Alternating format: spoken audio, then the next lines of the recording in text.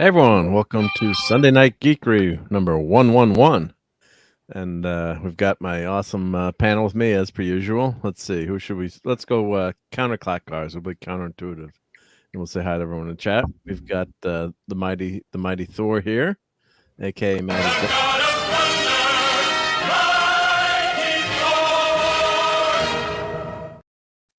Every time you show that, all I can think of is I got to get back to the gym. Well, we could draw you a little scrawnier or draw a fat Thor. Maddie was, I don't know if I told this story, but Maddie was looking through my phone a week or two ago, and she found a picture of me when I was about 230 pounds, about 45 pounds of muscle heavier than I am now. And she said, "Who's that?" And I said, "That's Daddy." And she looked at me and said, "No." Ouch. Yeah, ouch big time. Painful. Between you and Maddie, I'm going to be guilted into getting back to the gym. All right. Well, I'll keep playing that and get you there. And then to keep going counterclockwise, we've got this guy. Never that way. God damn it, Mark. Jeez. I still stand by those remarks. Hey, Mark, you don't need to be sneaking up on people like that in the middle of the night. In the middle of a game, right? Like that. Not very nice. Exactly. Very nice. No, it wasn't. Yeah. Of course, I'm glad I helped make you very viral with that video, but hey, it's all good. How are you tonight, my friend? Doing good. And I hear you saw Godzilla. Yeah. So we can talk a little bit about that tonight too, because cool. I had still the background up from. I didn't get a chance to do a new background, but pretty much all those of the shows from last week are the same thing. Same thing this week. And of course, we've got an orange pile of rocks hanging out with us. How's it going, Clobber Time? How else wouldn't you like to know? I mean, I'm sorry, we're on here? We're on the air, yep. Oh, it's great then. Yeah, it's really good and stuff. Everything's fantastic. I tell you, if things weren't any more fantastic, or I just wouldn't be able to contain myself with all this enthusiasm I have about things and how fantastic they are, which is fantastic, really. They're going to be for it. And mighty, too. I'm sorry. And of course, you've got the Fourth Doctor as your avatar. Now, yes, someone should pay homage to real Doctor Who. Yeah. He's been murdered to death. No, I thought he was procreating. I won't. I'm sorry. I was going to make a procreation comment. No, we better behave ourselves. Yeah, we better behave ourselves. We have algorithms to concern ourselves with. Yeah, I know. Well, let me say hi to everyone in the chat. So we've got Shooter. Hail to Shooter. And the Geek and I. Hail to Geek and I. And we've also got Dave C here. Hail to Dave C. Thank you, everyone, for stopping by. And we've got Claude, as Raquel says. I'm 270 pounds soaking wet. At my age, soaking wet is how I roll. I don't even want to know what that means. He goes to the beach all the time, or he's in the hot tub all the time. He's got a hot tub time machine. Hot tub time machine, yeah. And Larry is here. Hail to Larry.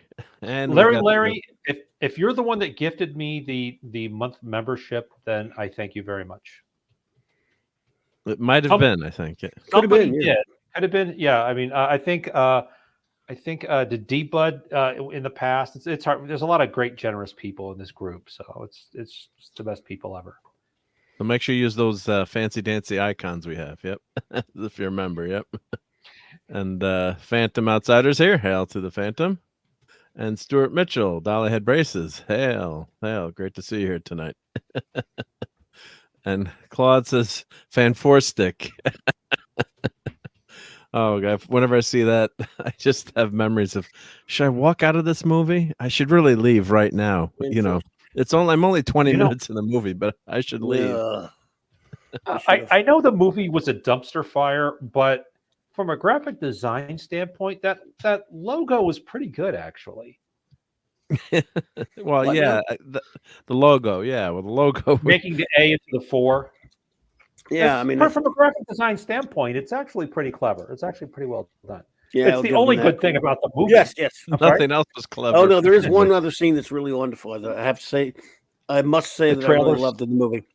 No, there's a scene where they apparently went back to do a lot of reshoots and stuff. There's one scene where Johnny Storm, I think we don't know what he was in that, what he looked like that movie. He was Michael B. Jordan. They're down in this this very darkly lit room, this very low lighting and stuff. He bursts into flames, and it doesn't illuminate the entire. It stays everywhere. Well, the rest of the room just stays dark, which is not really how fire works. Well, it's real a special fire. dark flame. It was CG. I said, this is the funniest thing I've ever seen. This might be the worst CG scene I've ever seen in my life. And it wasn't really, it was the fault of the idiots that, they filmed it here. So that was pretty bad. Of course, that movie was so bad I probably didn't even notice that. I didn't go to the theater because I wouldn't have been able to take it. I watched 2 seconds after it soiled screens, it was available on the high seas. Yeah, I went to see that in the movie theater. Oh, that was painful. So painful. I warned you. Even though you didn't know him, that's right. He warned you from the future. He went back to the past. You told 2015 and tried to warn you. I saw him. Told me not to go. Right? Yep. Don't do it. Don't do it, past Mark. Was it that long ago? Yeah. Only Doctor Who could have shown up and told me not to go. Or Dr. Pepper. You can't trust him. Look what he is now. Well, we'll get into that in a minute, I guess. Yeah. We probably shouldn't. Do you want to talk about Doctor Who first or Godzilla? What does the chat think? Would you like to talk us Who or well, eventually get to both, but Dadman saw Godzilla today. Yeah. Why don't we talk a little bit of Godzilla, because that was awesome. Well, I hear it's awesome. I mean, I haven't been yet. Should I say anything before I shut up for the rest of the show because I know nothing about the topics? No, we're not going to be on them long anyway. But go ahead, please.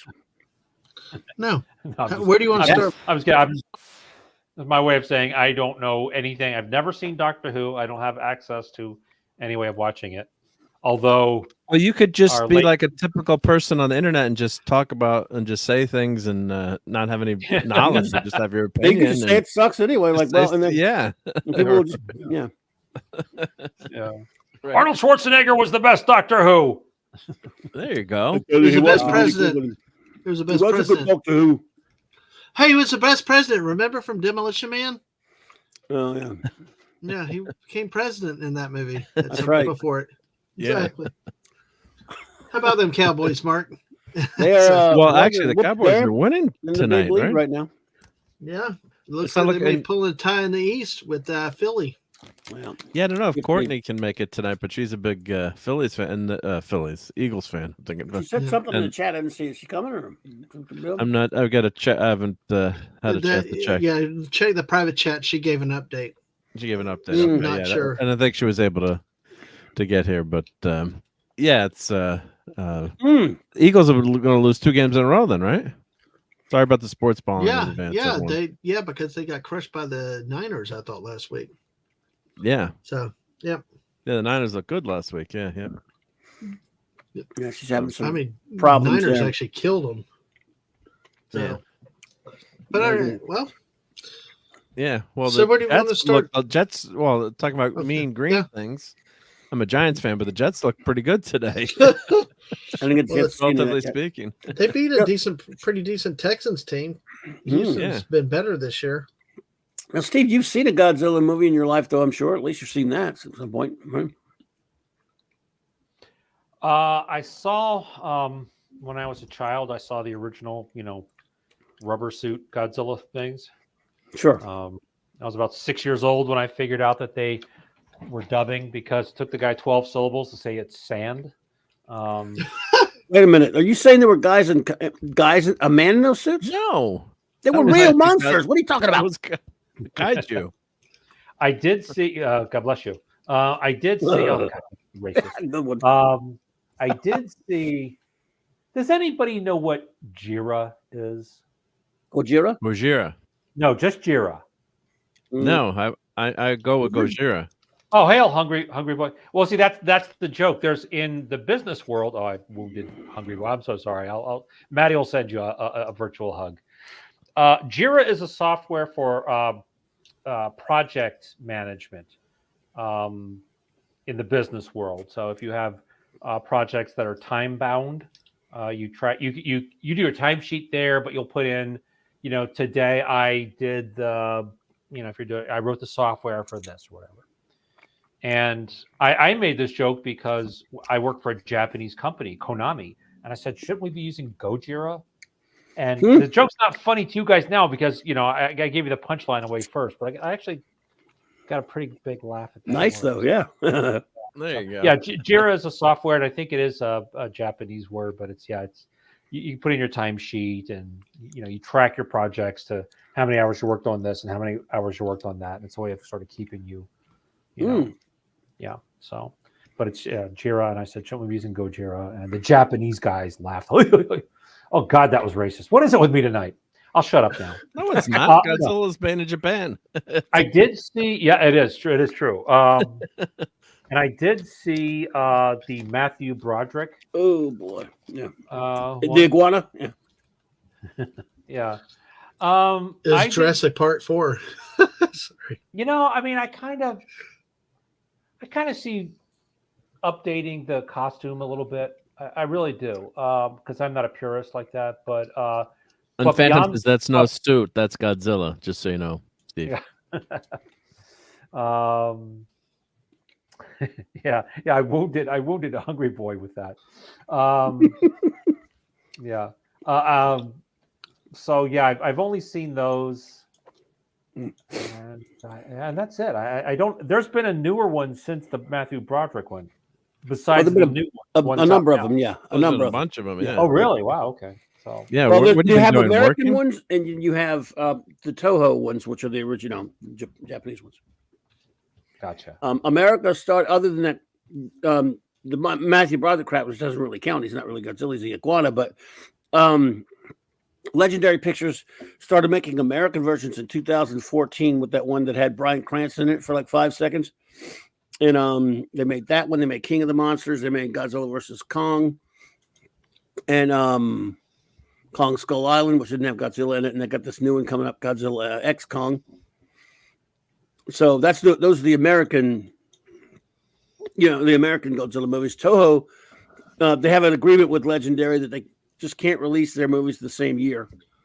So this one, -1, is Toho, and it's sort of in a sense, a soft reboot or a remake of the original film from 1954, which was either the film that was just called Gojira, that later, to release in the States, they shot some scenes with Raymond Burr in it to put an American star in it. His name was Steve Martin in the movie. And they Americanized it. Yeah, Retro Nerd Girl just did a watch party on Saturday night. The original Gojira, yeah. No, cool. And Hungry Boy was like, he said, if it's in English, it's not the original. So I was teasing him back. I said, yeah, but the subtitles are in English. But yeah, she did. It's available to watch for free on Tubi, by the way. The original Gojira. I mean, I do own the Blu-ray of it, but yeah, so you can watch it for free. This one, -1, is unlike any Godzilla movie you will ever see. I didn't like Shin Godzilla. The Geek and I podcast apparently didn't care much for it either. I thought it was almost unwatchable as well. And I sat through it at the theater at a Fathom in 2016. Now, a lot of people love it, so don't listen to me. But I just thought it was awful. But this one has so much.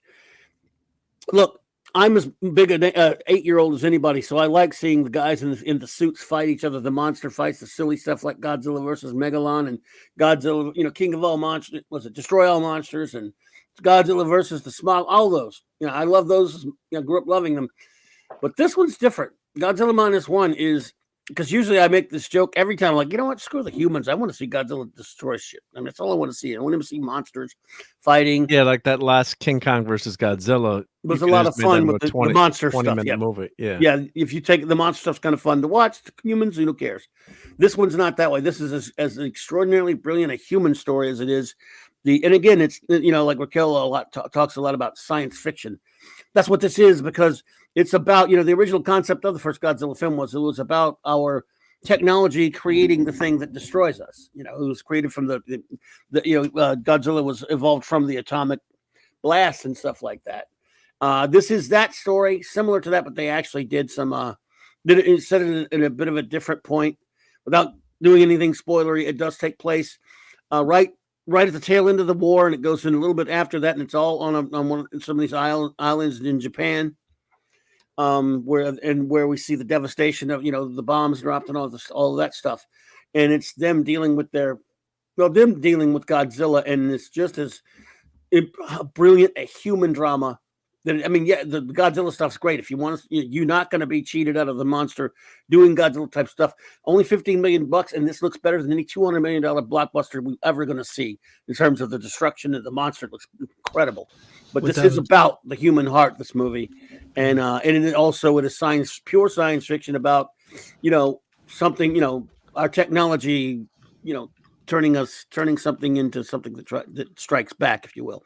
It's that which is the original point of, as much as I love the monster films, it's the original point of Godzilla. They do it beautifully, and I've never seen a Godzilla film, not once, where the human stuff is as deep and substantive as any drama you're going to see, and that makes this one unique for me. Well, yeah, because the recent movies in the last few years, the wife and I just we're cheering for the monsters to destroy the humans. We hate humans. They're so annoying. And it's like, but in this one, and it actually is it's more of a human interest story with a kaiju with a big monster in it at times, but he was always there. But what they did do for once, you said it perfectly. They got you something that got you interested in it. The whole thing about how they had to do what they did, they were able to explain it in a way. They didn't leave you hanging with some kind of unrealistic explanation for how what they ultimately do in the end to deal with the situation. All of this ties together. They explain why the characters had weaknesses, and you truly felt for the humans in this one. For once out of a movie, and it was really refreshing, and it had some politics in it, but not necessarily the politics as you would expect. No, not at all. And again, I the politics they saw in it was like really from a different perspective than I would have expected. It wouldn't have been an American studio with the story of the failed. Did you see it subtitled in the Clobber Towns? Is it subtitled? Yes, it is. Yes. Yep. And the story, what's so fascinating, even more so than the science fiction point, or just as much as the science fiction concept, is the story of the failed kamikaze pilot that the movie's really about. And it's just incredible. So, Anyway, that's all I will say about it, because you don't want to spoil anything or hype too much. It's getting so much hype. It's getting a lot of hype because people really love it. But for once, the hype is worth it. I know, but still, hype can affect people. Well, it can't be. That'd be good when I see it. I'm blaming you guys. But I'm not even kidding. But I think it will. I think it's one that does deliver. But I agree, because the hardest thing when I tried to talk about it on Mount earlier was how do I say much about it without spoiling? Because a lot of movies you can kind of talk and code and around and this and the other, but this one is hard to say much about it without. And to me, it's a sign of how well this movie is put together. Is because you can't just throw bones to get people. You can't just cheapen the description because you want to talk about the whole movie, because it all is that good of a movie how it's tied together. So it's hard to talk about without spoiling. I would just want to say hi to comment. Sorry, Devin. Just want to make sure I say hi. Yep, hey. And E. Clay Thomason is here. Hail. Hey. Thank you for hanging out with us on Sunday night. And Larry says, the director said he wishes he had 15 million. He said it was cheaper than 15. Yeah, I heard maybe it was like 13 or whatever. I kept hearing 15. So I don't know. Yeah, that originally was 15, but then he said it actually ended up being a little bit less. But either way, I mean, compare the look of the Marvels to Clobby, I think like a $300 million movie. The Eagles. Clobby made that point though just a second ago about the about that. About the budget and stuff like that. This movie did not look like a cheap movie. I mean, it truly. Let's put it this way: it definitely looked better than Ant-Man and Flash. Not that it took much to outdo them, but we're talking about dollars spent on a movie. Yeah. Yeah. Oh boy, Dak. They're letting the Eagles back in it. Well, he always does that. I mean, he's not.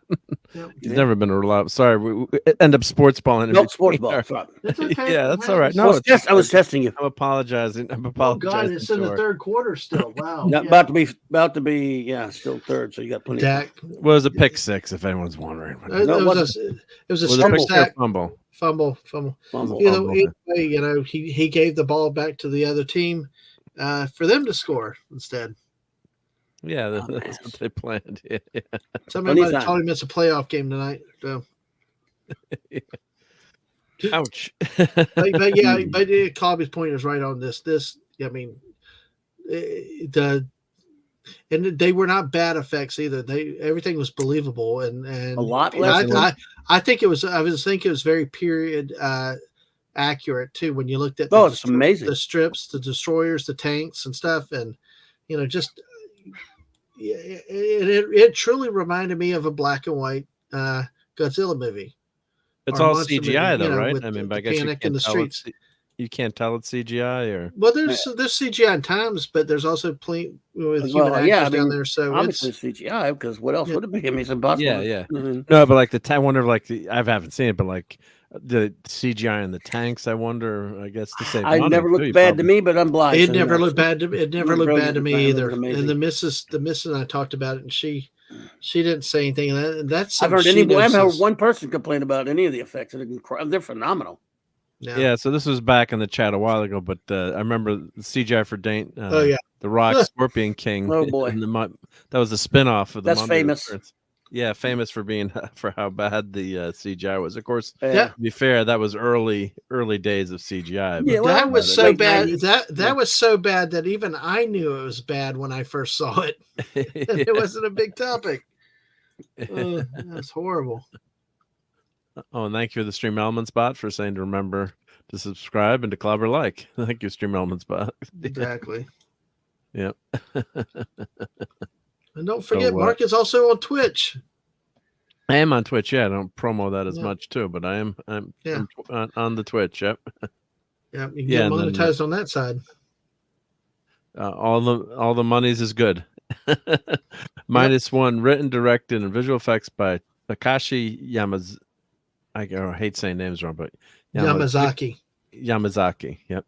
Yamazaki. So it's just I saw some interviews with them, and just an amazing story. And let's check the box office mojos now too. Let's see what I think it's doing really well at the box office. Of course, is why they extended it, especially in North America, and the word of mouth too is really that's the thing with like the Marvels. Didn't do well, but if it had been a fantastic movie, then people show up and say, "Hey, Mark, you better go see the Marvels. It's awesome." So we got Godzilla -1. It's getting the word of mouth. So let's see what number one. Well, it's a quiet week. There's a new Hunger Games movie out. Is that the one with Snow White that's already out? Yeah. It's already out. Been out for a while, a few weeks, a couple weeks. Does anyone care? How did that one do? I don't think so. I didn't care. How much money did it make? Oh, it made $44 million. Oh, it's made $258 so far. Okay, I didn't even probably worldwide. Yeah, worldwide. Yeah, $258 domestic, $135 international, $122. Got it. Yeah. Wow, I didn't even know that was. That's got to. Well, it made that much money, but yeah. Let's see here. So Godzilla -1 has made $51 million worldwide. So I know it was less than $15 million, but let's pretend it was $15 million with, of course, been out for a week. Advertising. Yeah, very limited showings, by the way. Yeah, small number of theaters. So it's already made 3.5 times its budget, which is pretty darn good. If you go to the casino and put it all on black, you double your money, you're pretty happy. So, and it's gonna have big legs. Pardon the Godzilla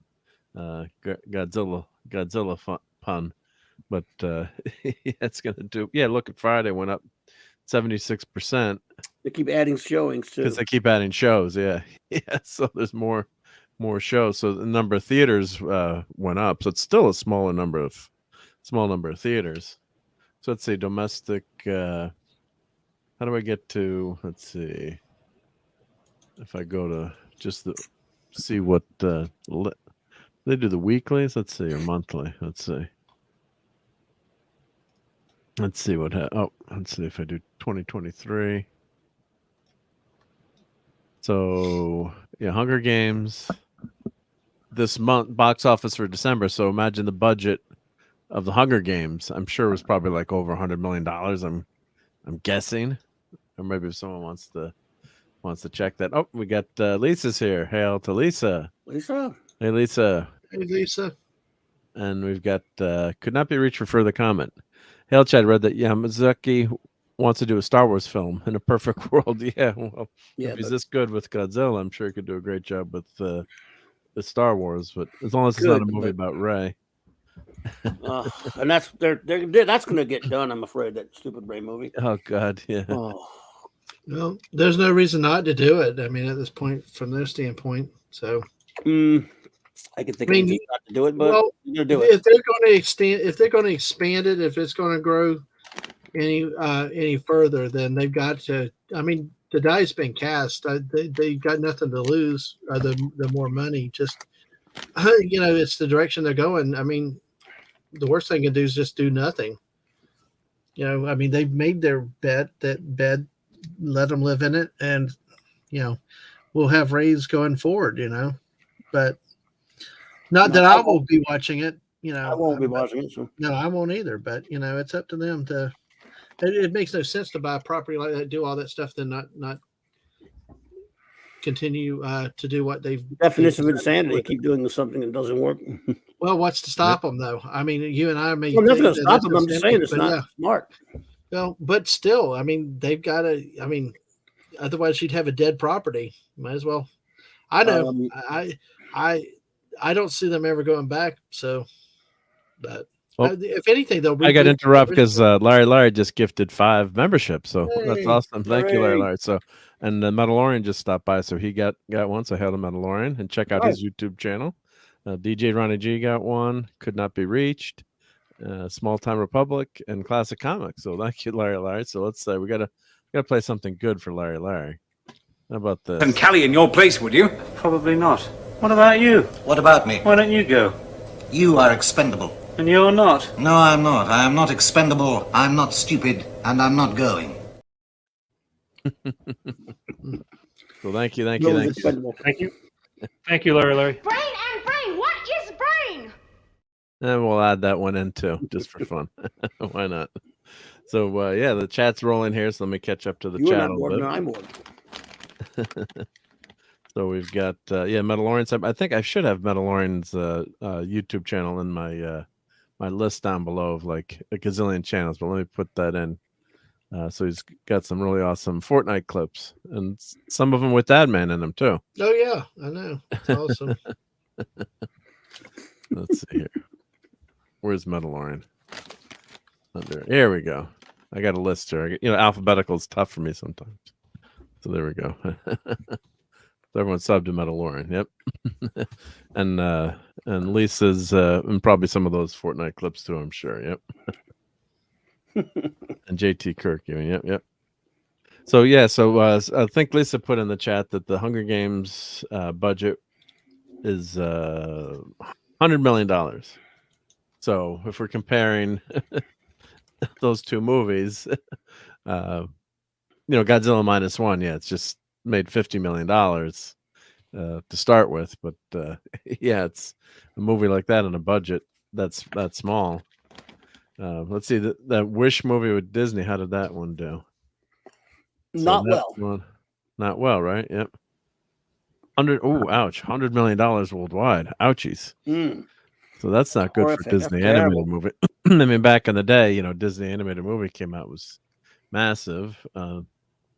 Hunger Games is at 258, so they made their money back, I'm sure.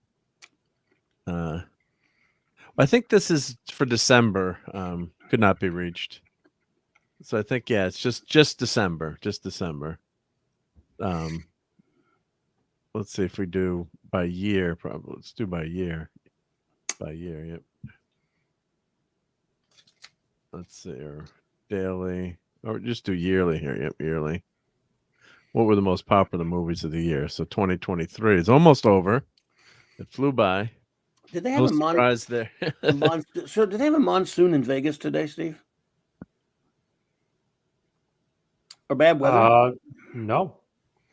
All right, they play inside. The Raiders play inside. How they score no? How's it 3-0 final? You're There's asking no weather. me. No weather. I'm just asking you about the weather. I'm thinking then I Oh, realized that was just a painful game with no Then I offense. just realized they The play field goal- inside. So yeah, The field goal was scored near the end of the game too. So no points other than okay. Yeah, No, I they know. pulled I know. Dobbs. Steve. it was They- scored. It was so Dobbs, bad. too. It was so bad that it was scored at near the very end of the Maybe they game. had bad weather inside. I don't know, maybe somebody The Las Vegas. sprinklers How on. ugly is that Las Vegas stadium over there? Did you ever see it, Steve, when you pass by or something? How long is it? Did you say? No, is it ugly looking? I've never seen it in person. No, it's really nice. Nice looking. Yeah. Yeah, it's very high tech looking, very well designed. They probably use and it for other stuff. Yeah. I will probably never see the inside of it because I just don't care. Why doesn't Steve care, everyone? Analyze him. Steve has a caring problem. Yes. Well, what? Yeah, because because I don't get excited about people I will never meet who will never know me, representing cities that they don't live in and never have lived in, playing a game which never really ends, and there's no actual ever winner because it always restarts again. So I don't know what's wrong with me. No, I don't either. Okay. Yeah, But at least you've explained it. I'm all for playing sports, although you'd have to teach me how to play football. But watching other people do it, I don't want to watch other people do anything. And don't, Claude, if you're still there, don't make a joke about that because I know what I know his mind is. He would kind of deserve it if he did. Steve, it's a good point. I mean, it's like anything else. It's like even sometimes with Fortnite when we get so many people to rotate, it's you don't want to sit out. You want to keep doing. You know, you don't ever want to sit out on the side, whether you're a competitor of anything, games, sports, or anything like that. You know, I mean, you have that instinct. You want to be out there playing. So doing. That's true though. Yeah, Steve, I saw for a while. Steve lived in the Roman times, and he never went to watch the Christians fight the lions. He was bored by that sort of thing. Yeah. And watch the gladiatorial games? Nah. No, I would have been actually no. Yeah, my family was in Rome at that time. So yeah. Steve, you bring this network straight. Yeah, Steve, we do a special on you. leave us, Mike. Yes, the words of one man to another. No possible interest to you. I love that episode. Yeah. I like that. Sun worshiper. I say this every year. I consider that the Christmas episode. That is a good point. I consider that the Christmas episode just because Uhura says, the sun up in the sky. It's not the sun up in the sky. It's the Son of God. Don't you see? It's not the sun in the sky. It's the Son of God. Yes. Christ Star Trek, no less. Caesar. They had them both. Wouldn't it be something? Happen they've actually all over again. There was another time where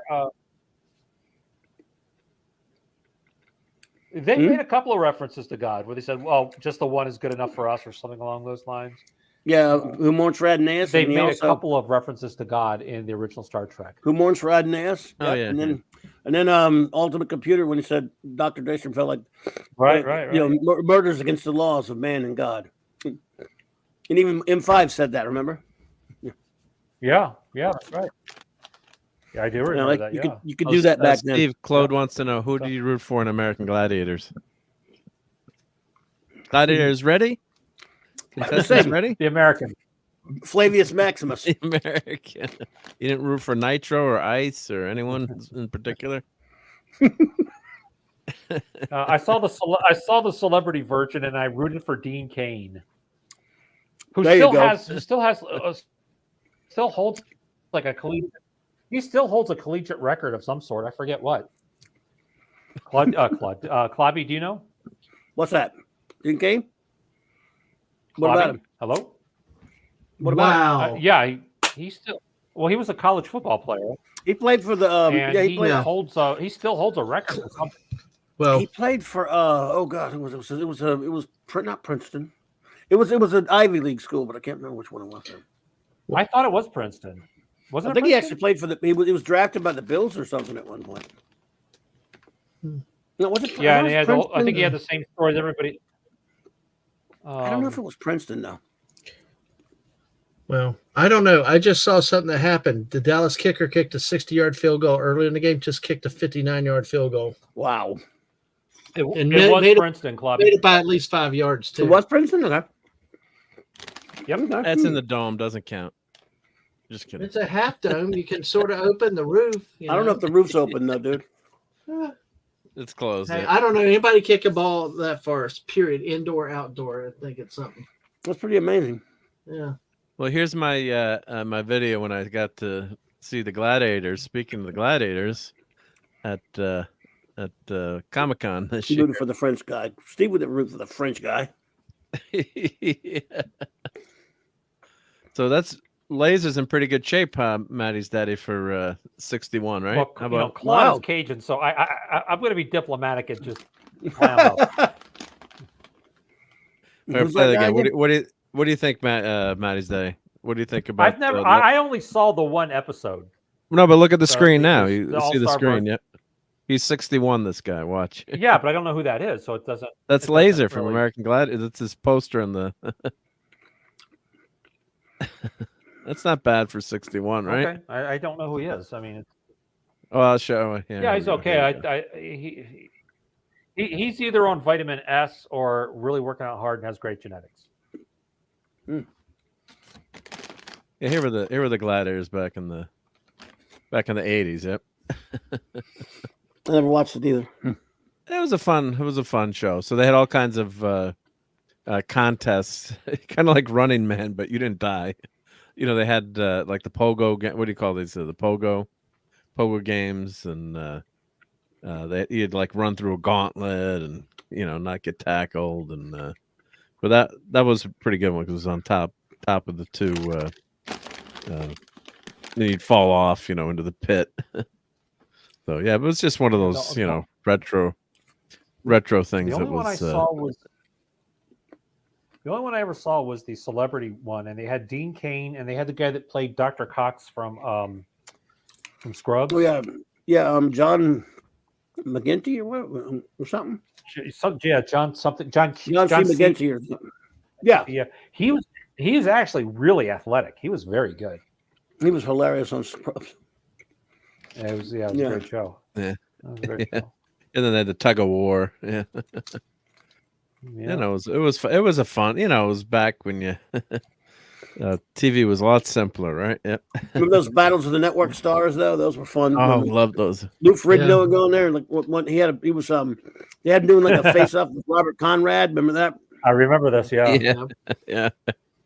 Knocked the And, battery Robert- off his shoulder.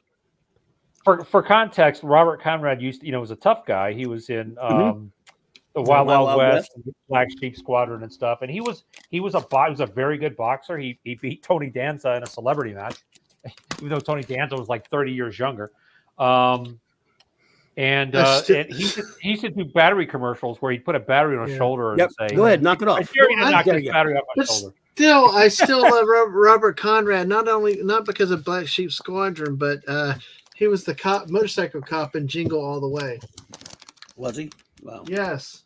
Oh wow! Yes. One of these Wild days, West. one of these days, He kept running. Arnold Schwarzenegger kept running into his motorcycle every time he got in a hurry in the SUV. Yeah. I need to do an And interview now with hail John. to I was going to say hi to Brian Hepburn, and he said he used to watch American Gladiators and Brian. roller games, and could not be reached. Thought He played for American Smallville, Gladiators right? is awesome. One of these days, I need to do an interview with John Davey and ask him what Robert Conrad was like, because he was on a few episodes of the Black Sheep Wild Squadron. Wild West. Oh, Black Sheep. Okay. Black Cool. Sheep Squadron. Yeah. Oh, Clobby, this is interesting. He was born. So, for those of you who don't know, John Davey, I met him at a con a few years ago. We started corresponding. We've become friends. And he played Captain Marvel. He was the second guy to play Captain Marvel on television. I didn't like him at first because he replaced the original guy, Jackson, and I was like, I hate when they do that. But then my brother said, I like this guy better. He plays him more like an uncle who's looking out for you rather than a cop. And I was like, oh, that's kind of interesting. So anyway, so he played Captain Marvel, the Shazam Captain Marvel. On the Filmation show. Mm-hmm. Yeah, and he was born the same year that Captain Marvel character was. Wow, 1940? Yeah. Wow. Nice. Yeah. He was great, though. But you're right. Back then in TV, sometimes if an actor leaves a role, they would just, recast it and it'd be just obviously somebody different. And if you're a kid, especially, you're watching that show, you're like, what the hell? That's somebody else, but we're supposed to just what happened? The same character. But so I was. One of some kids didn't notice with Captain Marvel, though. No, you noticed he was a kid. I mean, that's what Norm Prescott said. He said just put him in a suit, nobody will notice. I noticed. John Davies said that he got so much hate mail, but then the people that started watching it in the second season, they think of him as Captain Marvel, and they didn't know Jackson Bostock existed until like what it was in reruns or something like that. So, but anyway, he's a much bigger guy. He's a much John. Big. Yeah, John was a much bigger dude than Jackson. John was John was. So I met him. He's like 85. I met him a few years ago. Now for context, I'm 6'1", and I was wearing boots, and I stood on my tiptoes when I took a picture with him. So he's got to be like 6'5", maybe 6'6". But he was also big. He's just wider at the time. Anyway, the Jackson was more of a svelte type of a. I mean, and but they're both. After a while, you're a kid. You go, hey, it's Captain Marvel. It's Captain Marvel. Yeah. Well, the ironic thing is, if you watch, so John Davey was out of shape when he started doing Captain Marvel. They didn't give him any. They called him and said, you have to be on the set. You have an hour to decide. We need you on the set. And so he says, I was out of shape. The funny thing is, if you look at like the last couple episodes, clearly he had been working out because he lost some weight. He was starting to look pretty good, and they canceled it. But John was a Marine. He was a professional boxer, which is astounding because he's from a town smaller than Bunkie, Klobby, in the middle of the desert. I mean, like movie desert, But he was also Fraser's sparring partner. And then he was at some Hollywood party, and a guy said, "What's a good-looking guy like you getting punched in the face for?" And he thought he was going to do all this. He thought he was going to be in movies and stuff. And he always played. He said he always played either the bad guy or the cop because he was so big. Yep. So and he said when he first put on the tights, he said, "This is the low point of my career." And now seeing how, because the fans love the guy, they really do. Yeah. I've met some people online that, like, when I posted a picture I took with him, and they're like, "Oh man, you're so lucky," and I'm like, "Oh yeah, it was fun. He's a cool guy." So and he said, "Now, I used to think it was the low point of my career." He said, "Now it's the high point." But you could see, like, he was always an extra on things like Murder, She Wrote, and all those kind of like Diagnosis Murder. Those Rockford, Columbo, where somebody had another. Yeah. Anything where the guy, well, Rockford and Columbo were professional, were private eyes, but I meant like Murder, She Wrote or Diagnosis Murder, where the main character's profession was something else, and they on the side they were asleep. But he was Black Sheep Squadron. He was in a lot of stuff. He always played the detective or the bad guy because we're like 6'5", 6'6", and you have a face like a boxer. Yeah, you're gonna play a tough guy, but he's just like the sweetest guy ever. He played a delivery guy on a Rockford episode. Good. I was gonna say, hey, JT Kirk. He's lurking as he drives home from the gig. So thank you for. Sorry about that game today, dude. What's wrong with you? Losing to the Bears, man. Yeah, he's driving, Klobby. Don't make him run off the road. Well, I feel bad for him. I'm just telling you, consoling him. His team lost today. I feel bad for him. I'm not teasing him or anything. Yeah. Claude Parrish. I've actually heard a few people say that. And actually, Michael Gray, who played Billy Batson, he's very diplomatic. He just says, well, I've seen him once or twice, and we just kind of said hi and walked our separate ways. But I do know that he held a grudge against everybody, which is kind of silly. There's no reason for was him it a to hold contract a grudge. dispute that he left the show, or I'm trying to remember what it was. The original. So there are two stories. Because it wasn't in the middle of the Filmation, first season or the middle. It was at the end of the first. Oh no, it was at the beginning of the second season. And it was mid. It was between. And the season was going. Yeah. Yeah, it was. They filmed two episodes of season 2. It was either 1 or 2 episodes, and he didn't come in one day, and they fired him because they thought he was strong arming them for more money. So I guess there had been some. Oh, and actually, what had happened too, if I remember reading about this when the Blu-ray came out, and this could be his contention, but I think he got hurt on set. He got something got in his eye. He got because the standards back then weren't the best for safety. I think he was on one of the scenes. He was on top of the camping wagon, tied to the top, and then it had to go towards a bridge. He's like, God, there's some risky stuff that they were had him doing as Captain Marvel, and I think he got hurt. They wouldn't show up, and then, like you said, they thought he was actually trying to get more money, but he really was hurt and was kind of pissed at what had happened. Yeah, something along those lines. I mean, if you, he got something in his eye. He said something, an explosion or whatever. Something got in his eye, and he went to an eye doctor the next day. And they didn't have the internet then. And of course, Filmation's story was, well, why didn't you pick up the phone and call us? So we'll never really know. Who knows? Nobody was there, but they had. Personally, I wish they'd had 3 seasons with both of them because I like both of them. I think Jackson Bostwick was great in a suit at a time when nobody lifted weights. He looked great in the suit. I looking back, I prefer John Davies' acting, which is kind of funny because I think the professional athlete did a better acting job, and I think the acting teacher looked more athletic. But it is what it is. I think it was a good show. It was a little, over. What's the word? I like Isis much better, by the way. Well, I mean, Joanna Cameron. Yeah, I mean, she was a beautiful, gorgeous woman. Yeah. I mean. Yeah, it's funny because when that show came on, and I guess you guys know the story that they tried. Shazam was a big hit.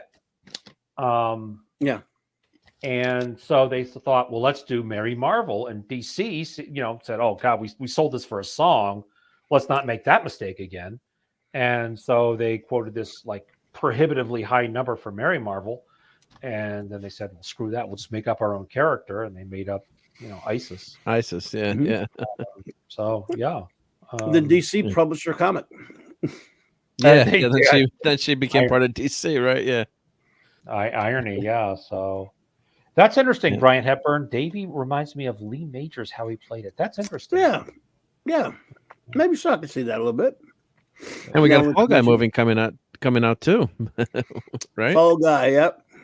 They say that Lee Majors went over there and did a cameo in that. Yeah, he's going to be in it. Yeah, so I don't know how close to the movie it's going to. The show, but I guess the idea of it is probably close. The stuntman that, the old beat up stuntman. But of course, I don't think he's going to be solving a lot of crimes. But we'll see what happens. No. But yeah, that was a great show with Marky Post and God rest her soul.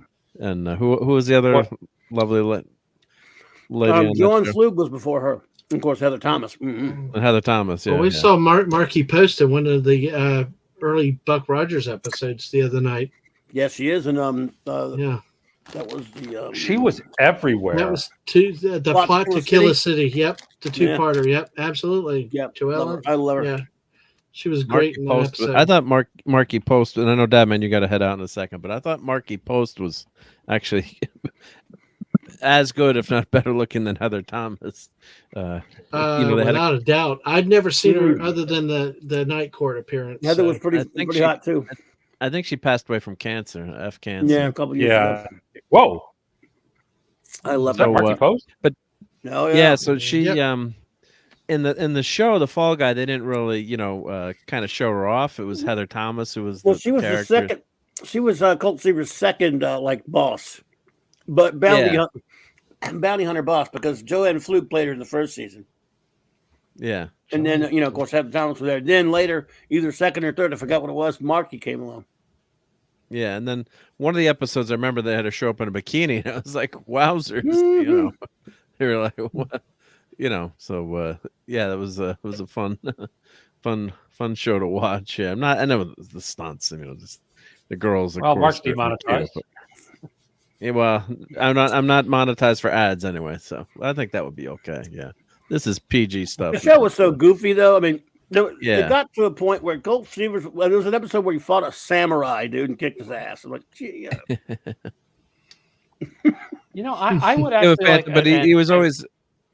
Wasn't he always? There was always something going on where he was always fixing something, or it wasn't always a crime, but there was always some hokey thing that Colt Seavers was getting involved in, wasn't it? I mean, I'm trying to remember the plot. Usually, yeah. Show.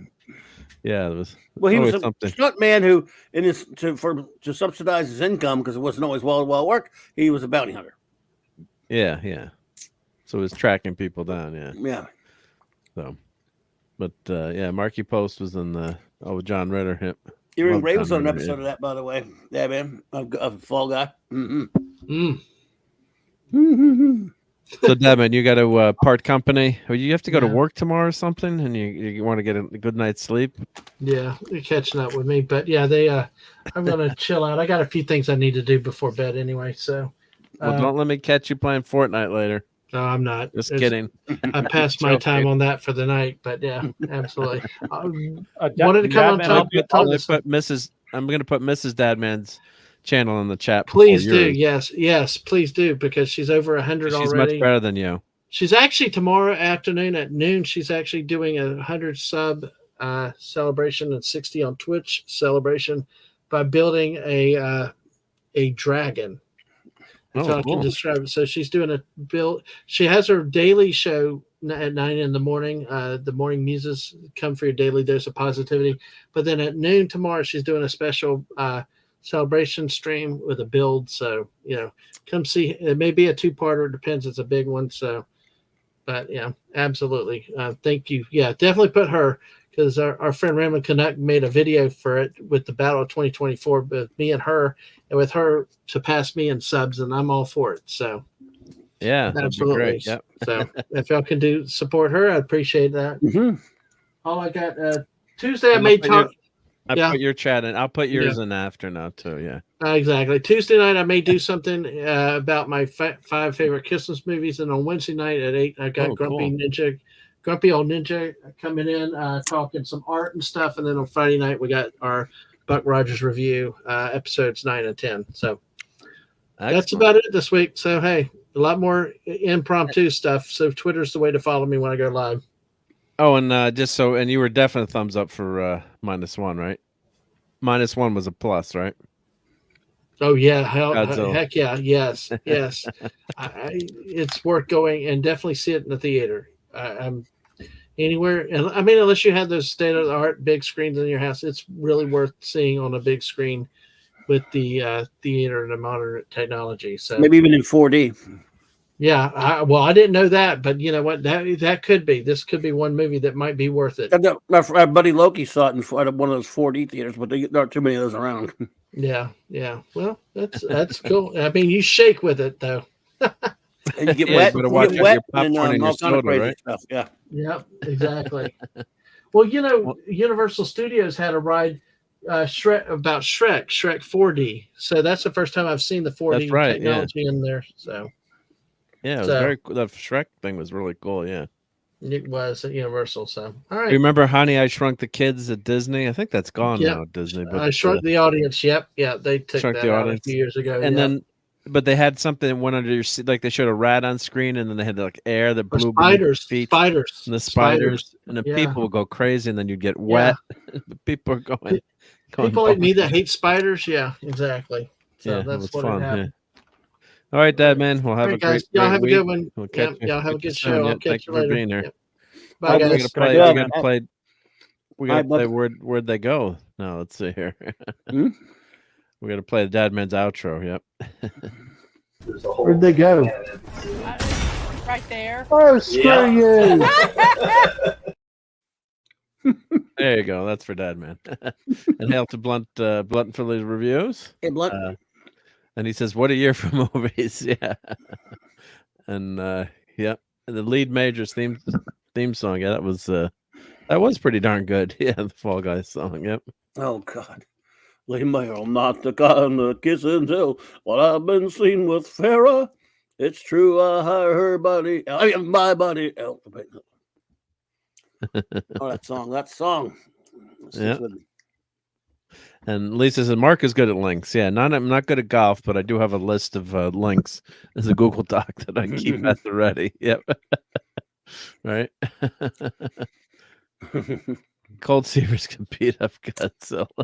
It's a fair cup. Fair cup, yep. And Blunt Philly Reviews just finished his review, and he can't praise it more. So everyone's loving that, which is great. Great to hear. Yep. Good stuff. Yep. So let's look at this list for the year. So so Barbie, of course, is number one. Mm-hmm. So this is worldwide, domestic, and Fern. And so total, that's a worldwide total. So 1.4. So that made a ton of money. That's number one. Super Mario Brothers. I don't know if part of that movie was in 2022, but that's a pretty close second. So those two movies dominated. And Oppenheimer, just look at that. I mean, if you had picked the beginning of the year, what's number 3 movie? Almost $1 billion. A movie about the atomic bomb Manhattan Project would almost make $1 billion. Number 4 movie is a superhero movie. It's not even the number 1 movie. I guess, these are 1 and 2, or I guess, I don't know, how would you classify Barbie? It's not a superhero, but it's also not something commercial, I guess. Or, product placement. Yeah. But, you got a video game movie is number 2. And Oppenheimer, that's a big shock that movie did well. They always say, it was making fun of the superhero movies. So the famous director that was,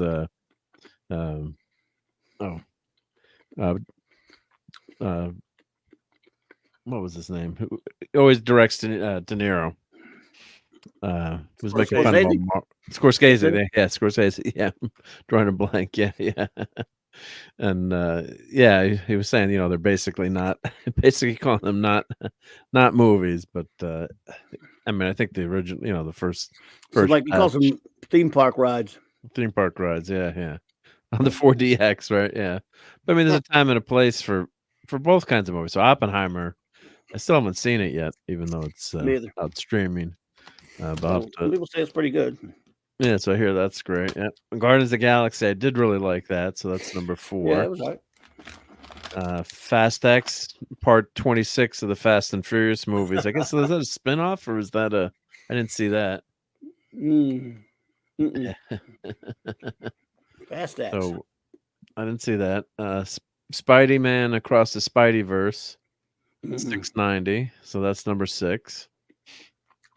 Little Mermaid is number 7. And Mission Impossible Dead Reckoning Part 1, which I thought would have been a bigger hit, only made, it's still pretty successful, 560. I did not see that one, and I know Cloudburn Times didn't see that, and I know Steve Mitchum didn't. No, I haven't seen any movies. Yep. Nothing from this year, right? Nothing last year either. Wow. Oh yeah, you did see the Batman, but yeah. No, I bought it. You bought it. Yeah. Oh no, but you've seen it. Is what I mean. Yeah. Oh yeah. No, I haven't gone out to see a movie since Spider-Man: No Way Home, and then before that was the Last Avengers. Game. Yeah. So yeah. Oh. That's a while. Yeah, yeah. I'm stingy with my movie going dollar, and I just don't. I don't hear good things about movies at all anymore. So, and especially the superhero stuff, and everything that's a remake, all this, Snow White and The Little Mermaid, and it's like Writers go on strike. We want more money. To do what? To remake some more things. Yeah. Yeah. Yeah. So. Yeah. Yeah. So I've only and Blunt Blunt Philly says I've only seen 5 of the 10 of the top movies. Yeah. So I saw Barbie. I haven't seen Super Mario Brothers. No, I haven't seen Oppenheimer. Saw Guardians. Haven't seen Fast X. Saw Spidey Man Across the Spideyverse. God, the theater seat really got uncomfortable like 3 hours into that movie. I mean, that was a long animated movie. Well, I've only seen 2 in the top 5. Those stupid Marvel movies. Well, I like Guardians, okay, but I couldn't stand Ant-Man. Yeah, I didn't see Little Mermaid yet, even though it's streaming. Mission Impossible I haven't seen. Elemental I haven't seen. That's Disney. And Ant-Man and Wasp I suffered through twice. And John Wick I still haven't seen that, which is bad. I should see Wick, but I heard that wasn't that good. The fourth one. I can believe it. Transformers I didn't see. Meg 2 I didn't see. Indiana Jones I saw twice. Five Nights at Freddy have not seen. And Creed I haven't seen. The Flash I saw. Hunger Games I didn't know it was out. I didn't see The Nun. Taylor Swift The Eras Tour I've seen that 50 times. Clyburn Times actually he flew up here just to see it with me in New York. Yes, it was so great I can't even remember it. Yeah. Sound of Freedom I have not seen yet. That was good. Now, that's one of the few movies I really liked this year. That and Godzilla, the only 2 movies I actually really liked. Although I sort of like Guardians. Yeah, I wanted to see that mostly just to support it. Although I think being I think being a dad of a little girl would have been really tough for me. It would. It was tough for anybody.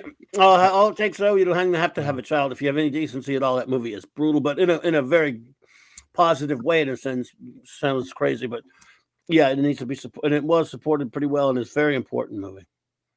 If you have to have morals to like it, that pretty much eliminates all the media who was trashing it. That's why Hollywood hates it. Yep. Right wing conspiracy theorists. And, yep. Exactly. Trying to sweep this under the rug. I don't care if they put every perpetrator into a mechanical device that liquefies them. If one child is hurt, they all deserve the kind of fate that I would dish out. I'm trying to use words that won't get strikes against Mark, but you all can imagine. Don't go there. Don't say what you really want to do, please. No, I can't. I will just say, even a sympathetic judge who had daughters himself would give me prison time. Can you say jury notification? The Dungeons & Dragons movie was actually pretty darn good. I thought that was that was better than I thought it would be. It made $200 million. Hey, can I ask a question? Sure. Super Mario, was that live action or animated? Because I had heard nothing about. That was animated and very popular. Okay. A lot of fans of the game really enjoyed it, from what I heard. Yeah. Okay. Chris Pratt does the voice in that for Mario, right? Yeah, that was the controversy of that. Yeah. They should have got an Italian guy. They said. Oh my God, they had a Paw Patrol movie. Oh, I would have taken Maddie had I known. She loves that. Oh, yeah. Although see? She's 3, so she kept telling me that she wanted to watch Paw Patrol.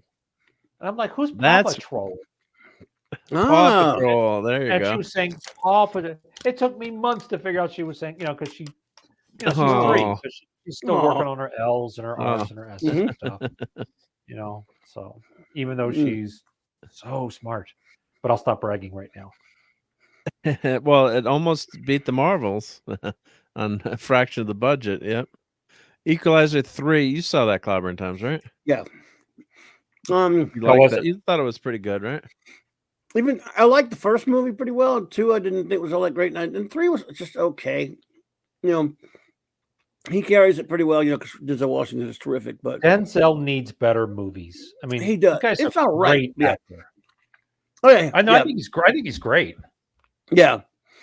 And the first one's, even though, again, I like the old TV show better, I think that fits. The first one is a pretty good movie. I really enjoyed it. Second one, not too great. And then the third one was better than the second. It was okay, but I got to tell you, I don't remember much of it. I kind of, maybe I just zoned out watching it and went to the theater to see it. And, I don't know. The character's a great character. It's a fun character. Denzel is good at it. Yeah. So he is really terrific in that. The Turtles did not do very well. Look, well, 180. I guess that's okay. I don't know what the budget was. I didn't hear a lot of good things about that movie. How bad did Indiana Bones do? It's up on the list. So, Killers of the Flower Moon, I'd like to see. And some of these movies could still be out. Evil Dead Rise, which was I guess a reboot of Evil Dead, is on there. Oh wow, look at Shazam and Blue Beetle. 133, wow. 120. No, but neither one of those are any good at all. No, and I love both actors in Blue Beetle and Shazam, but Blue Beetle was better than Shazam, I thought, but not a lot better. There were some scenes I thought that were a little good, but it was just a miss all the way around. But I think the actors, not the fault of the actors, but yeah, that was a big. I like him because he was really good on Cobra Kai, that kid that plays Blue Beetle, but it was a total missed opportunity to give him an actually movie with he shines in it, because it took so much away from him because of a stupid family in the movie. Yeah, annoying. That was not that. They didn't give him a chance to shine in the end. Haunted Mansion, I heard is good, and that's a Disney one, but that they released that in July. Don't ask me why instead of October.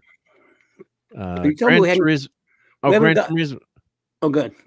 I was like, Gran Turismo. That's the kid who's driving the simulator, and then he becomes a real racer. That looked pretty decent, actually. Where's Indiana Jones? Where's it at? Oh, that's number 11, I think. 14. Number 14. Wow. An Indiana Jones movie. I should tell you something. That was horrible. Yeah.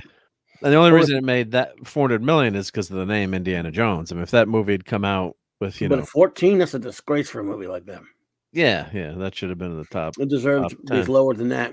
It was truly disgusting. Well, he didn't do anything. He didn't do anything amazing. It's in the movie as retroblasting. I agree with that. Where there was nothing, like the underwater scene. We were just rewatching the James Bond movies on Toxic Tuesday, and the for your thighs. I mean, for your eyes only. He got me doing it. For her thighs only.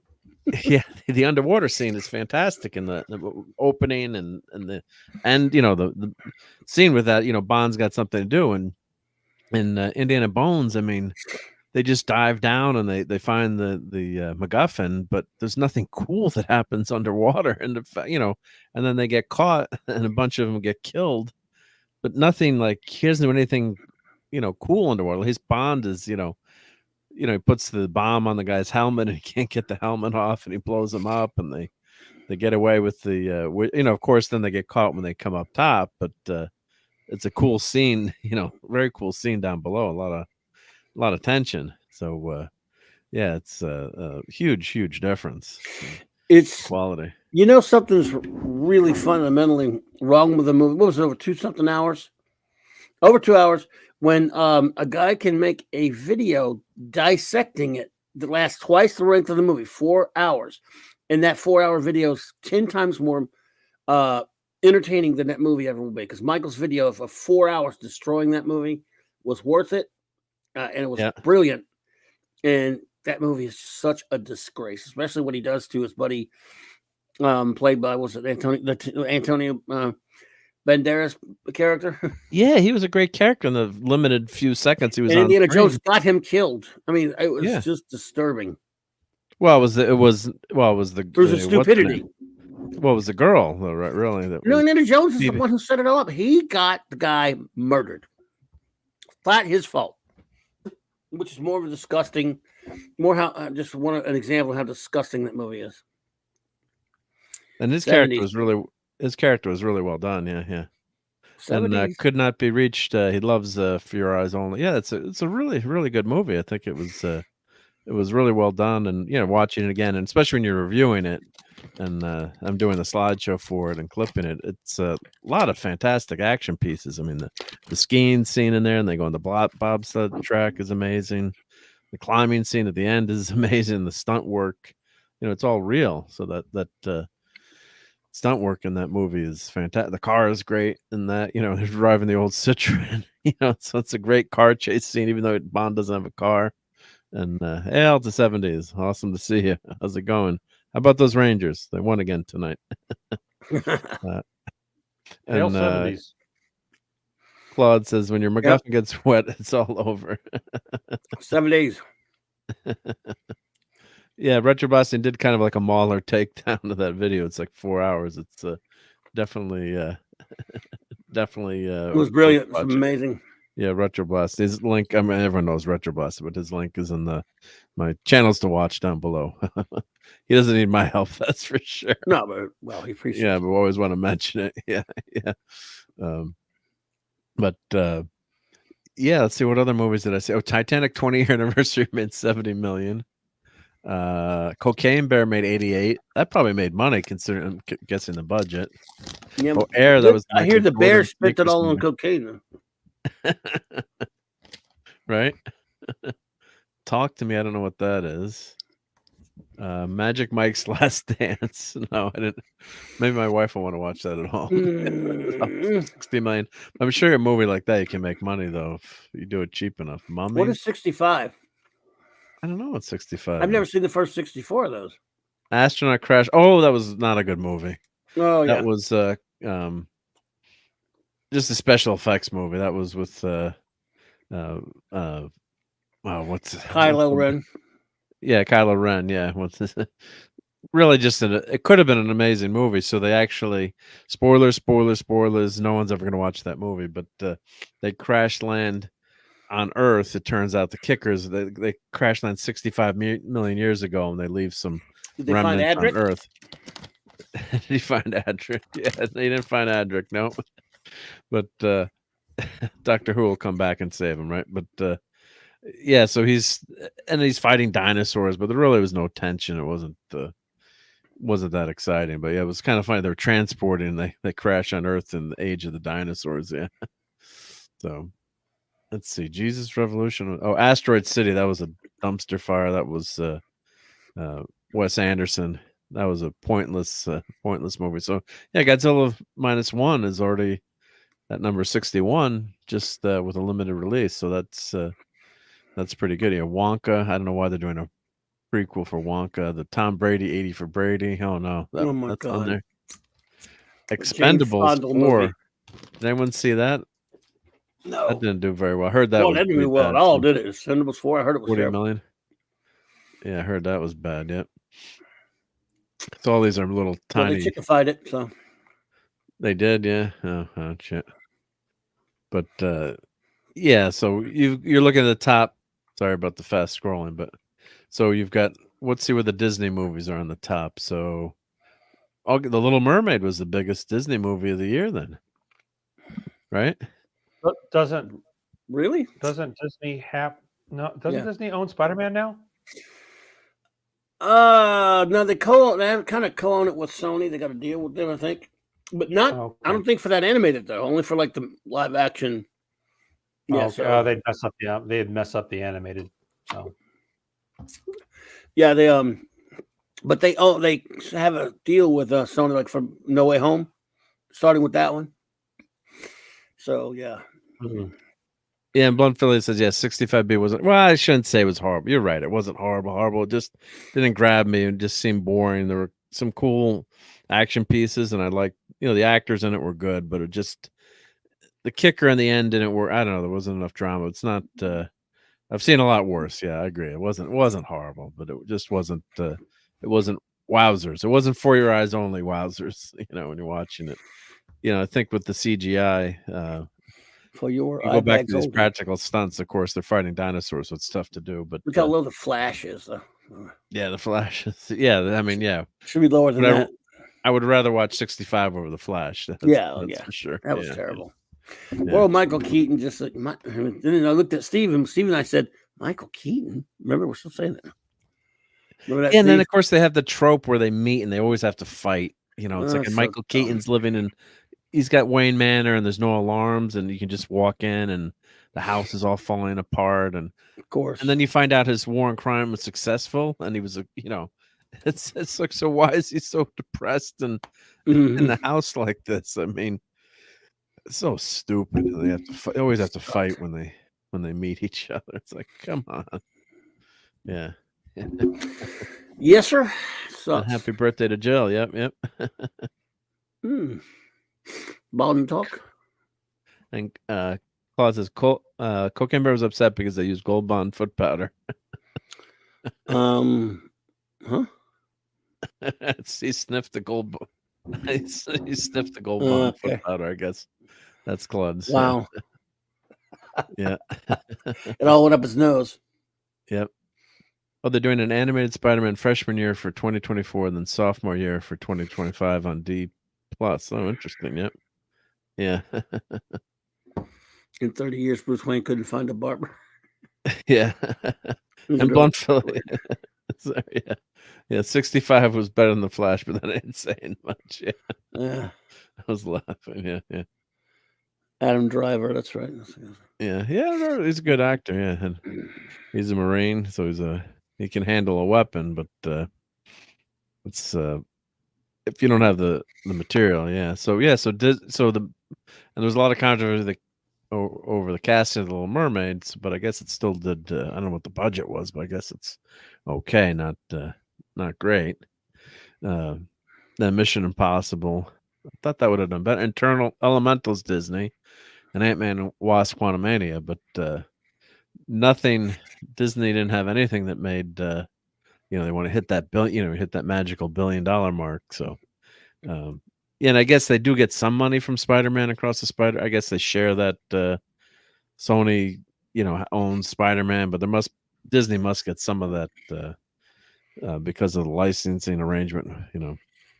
That's what lawyers are for. And hail to JT Kirk, made it home safely. That's very good. Yep. Claude Selling. Hail. Hey, Claude, and your Muslim uncle. What's up, buddy? How's it going? Oh, so it's our Claude lucky day, Claude. Yeah, it is. We're 2 for. Claude right? Gets it. Yes, it was a mass show. Must be our Kim lucky day. Lucky day, yeah. Right. Well, today we had a nice day here because it was raining all day, but it was like 60 degrees. Saturday was 60 and Sunday was 60, for December in New York City area. Mm-hmm. They were just playing clips of the famous Patriots game with the guy that came out to clear the snow. The guy from the work release. Oh, wow. Yeah. I remember that, boy. That was the anniversary today. Man, what's it? What's this anniversary, huh? Man, old Don Shula was pissed to that today.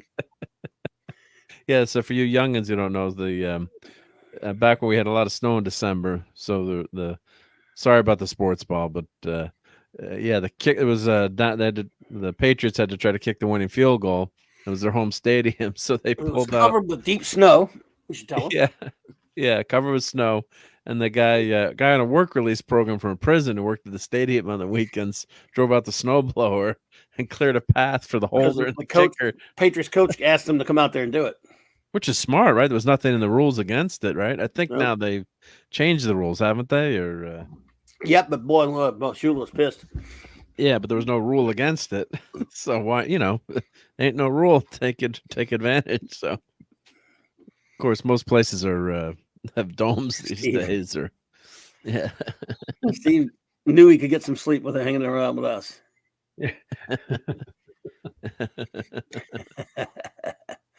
He puts on a good game. A lot of people don't know this, but Steve was once a great quarterback.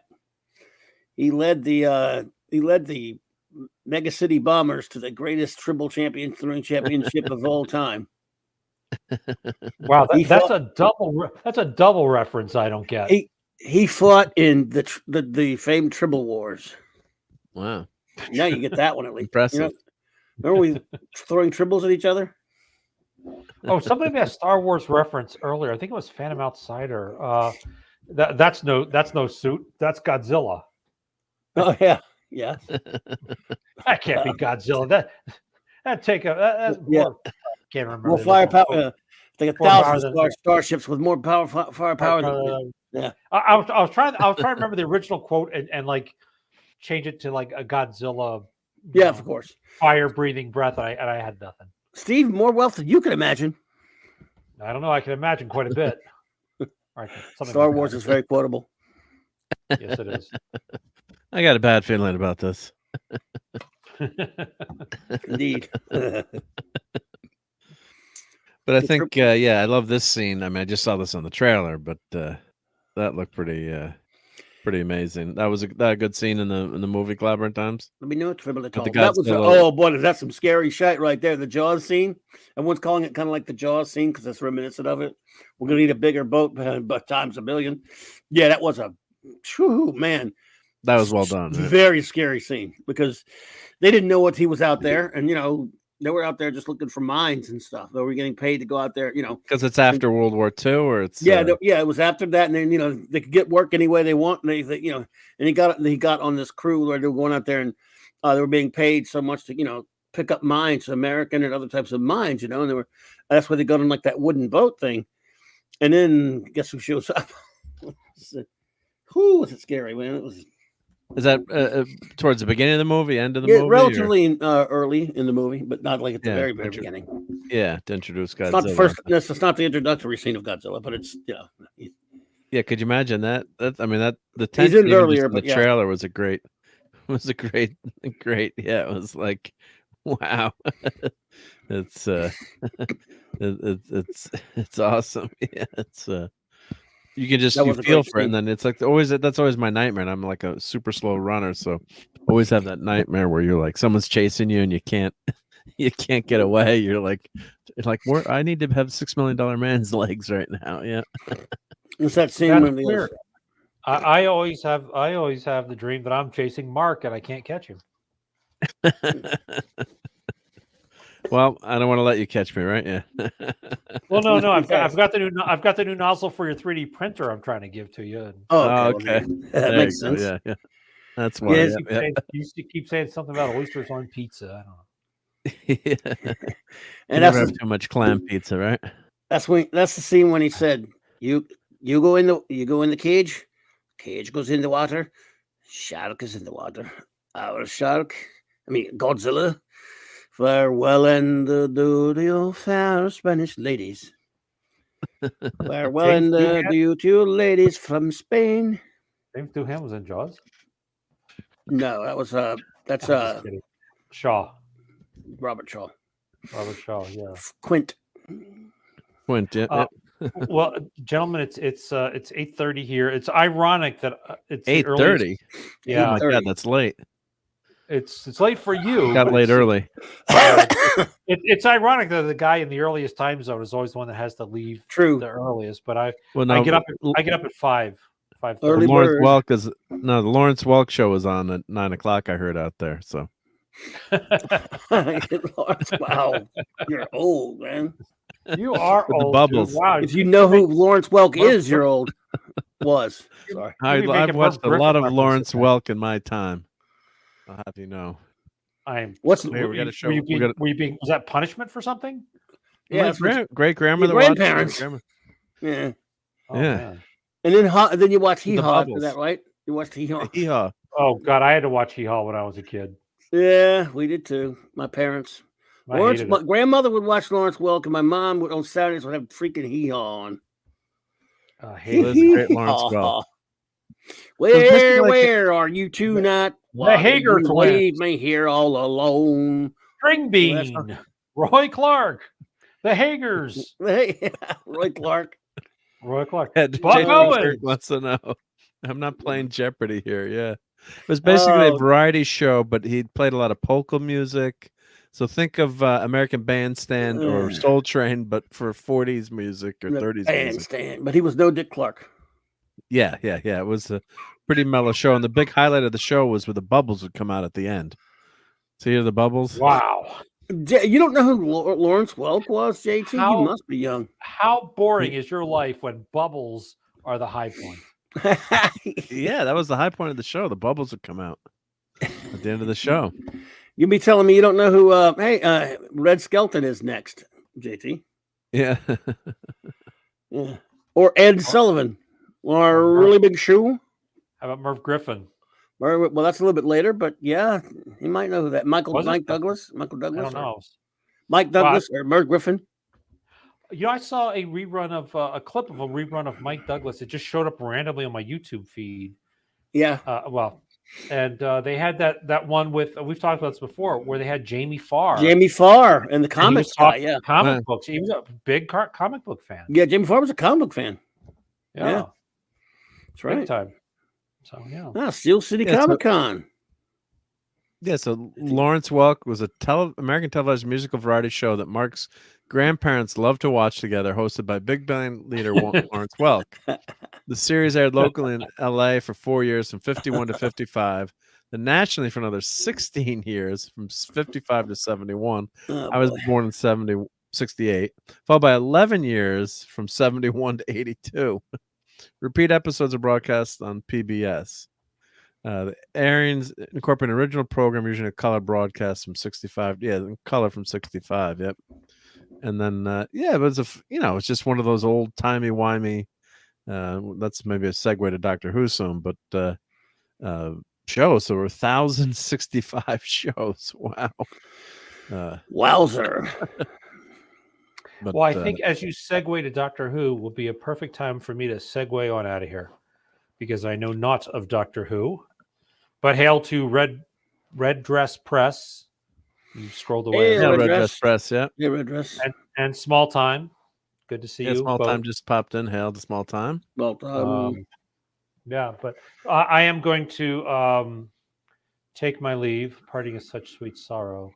Alrighty. But I have to get up early, so I always have to get up early. So I will say good night to everyone.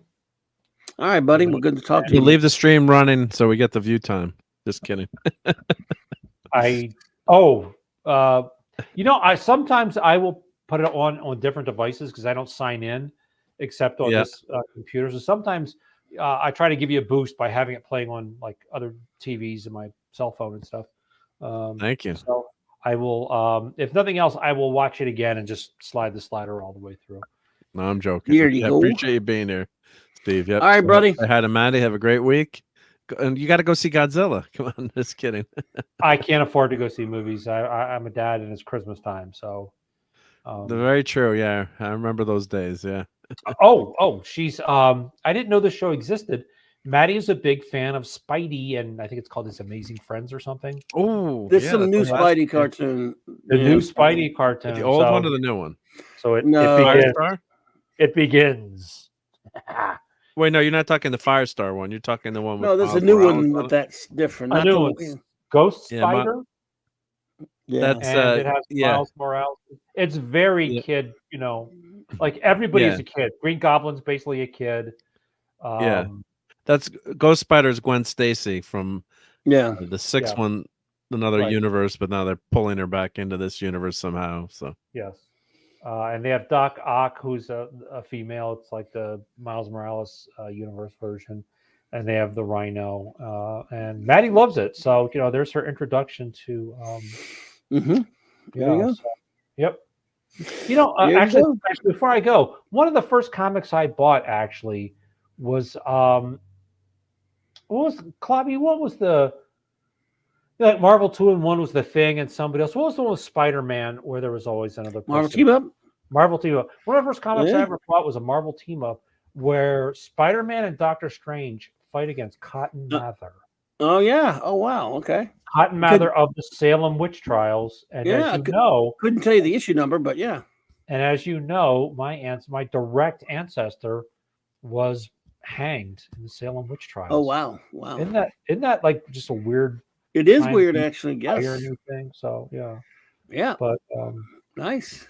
So I don't know if it's nice. But I mean a nice coincidence. Sorry, I didn't mean it that way, but cool stuff. So anyway, but good night, everybody. Brian Hepburn, Claude, Dave C, your Muslim uncle, Hungry Boy, Lisa, Small Time, Brian Hepburn. If I missed any Phantom, DJ Ronnie G. Emperors NM, Red Dress, everybody. Have a good night. It was great hanging with you all again. And all right, bro. Well, I'll keep that to myself. I'll see. Your Muslim uncle wants your address, Maddie's Day, so we can send you something. send you a ticket. Dads get presents too, right? Yep. A ticket to Godzilla, to a movie. Just he wants to send you to Godzilla. Yep.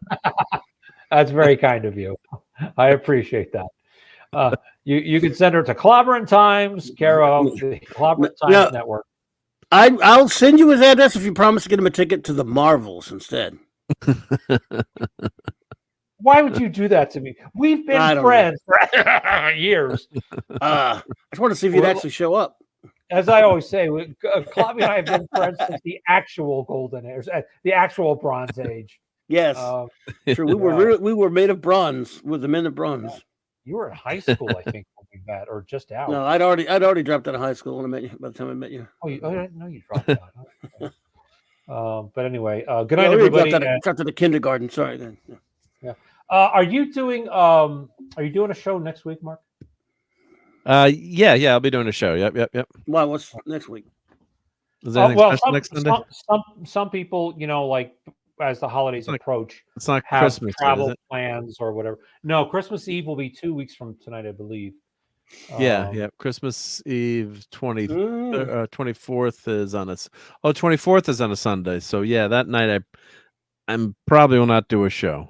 But I'll if I come home late enough, maybe I'll do something. I'll see. Maybe I might just do a watch party, or maybe that'd be fun if I don't get home too late. Oh, I didn't realize it. I'll do one on Christmas night though. So yeah, and then Monday is your normal night. It's a Monday, so yeah, I have nothing else to do. So why not? Yeah. All right. I'll be eating a lot of good food on that night. Yeah. A lot of clam pizza. Yeah. Yep. All right, guys. What you do? Have a good night, everybody. Have a good one. Good, man. Thank you for being here. My pleasure. Thank you for having me. Say hi to Maddie. Yep. Will do. Bye. I gotta get me some.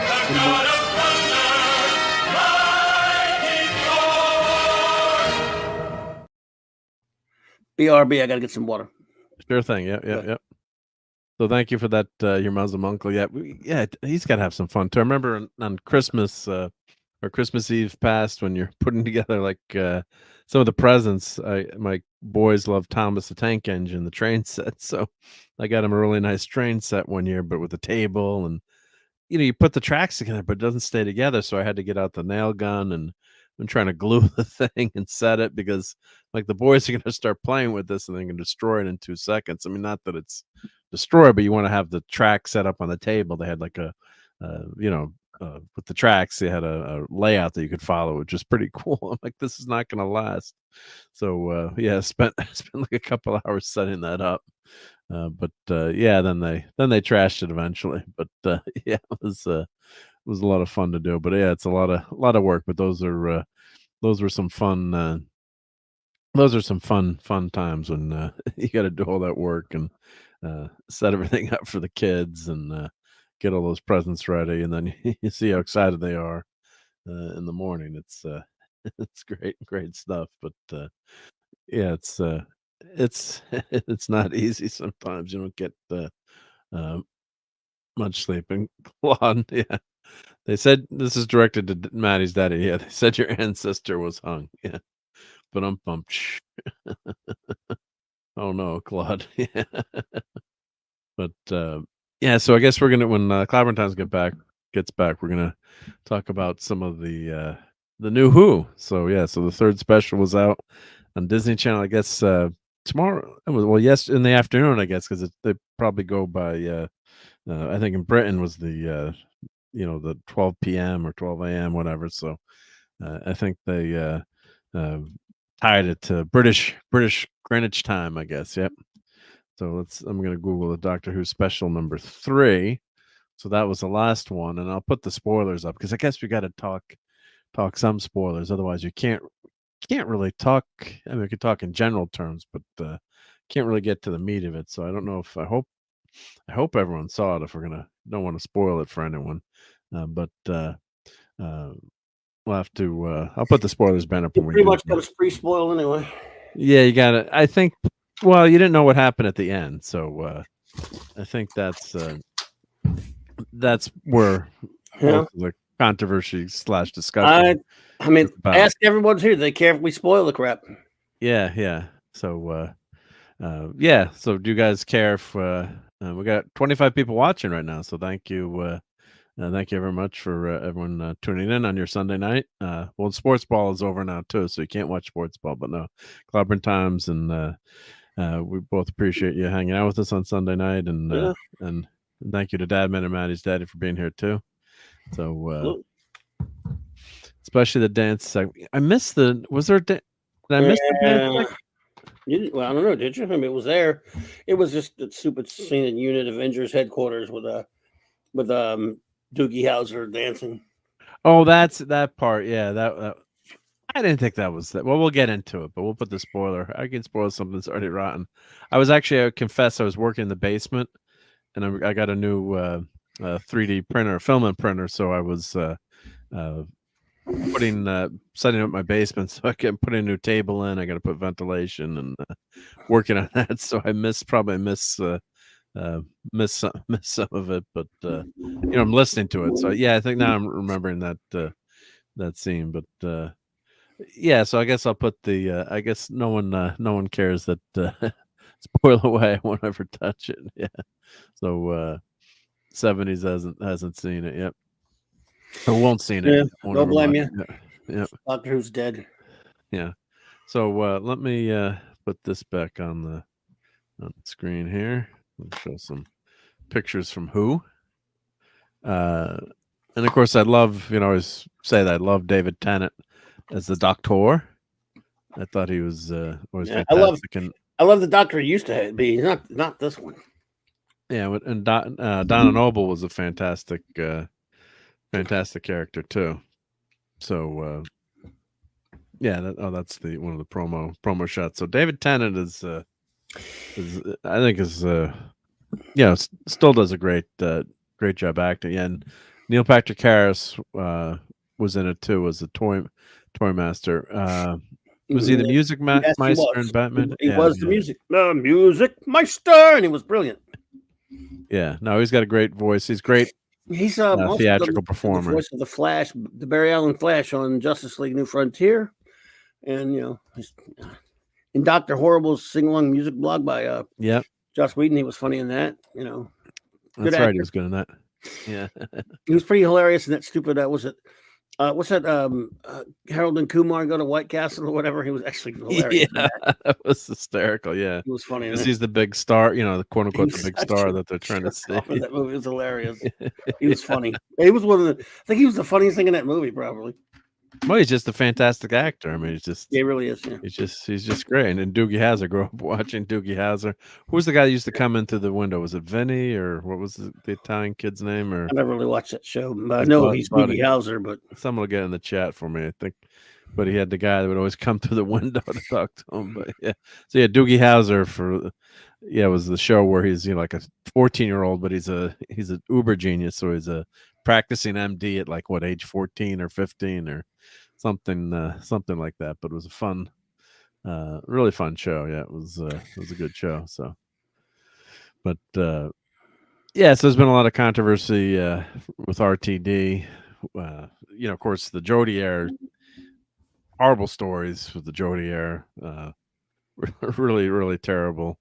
I don't think she worked as a good actress as Doctor Who. Whether you want to see the Doctor, whatever you think of the transformation, she just was not. She was not good in that role. She just didn't get it done. So Dr. Nasty, as the great Bowles Trek calls her.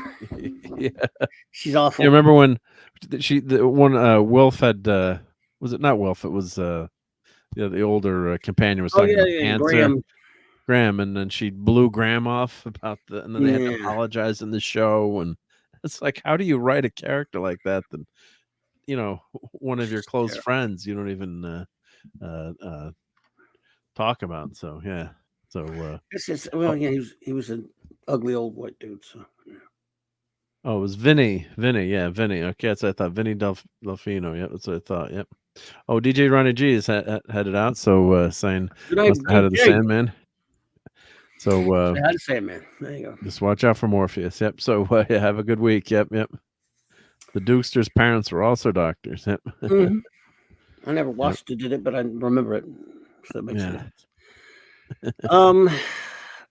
Well, okay. Well, let me put the spoilers banner up because we'll do spoilers. Yeah. I don't think anyone cares yet if we spoil it, but I hate to scare people away. But yeah, can't talk about this without the spoilers. No.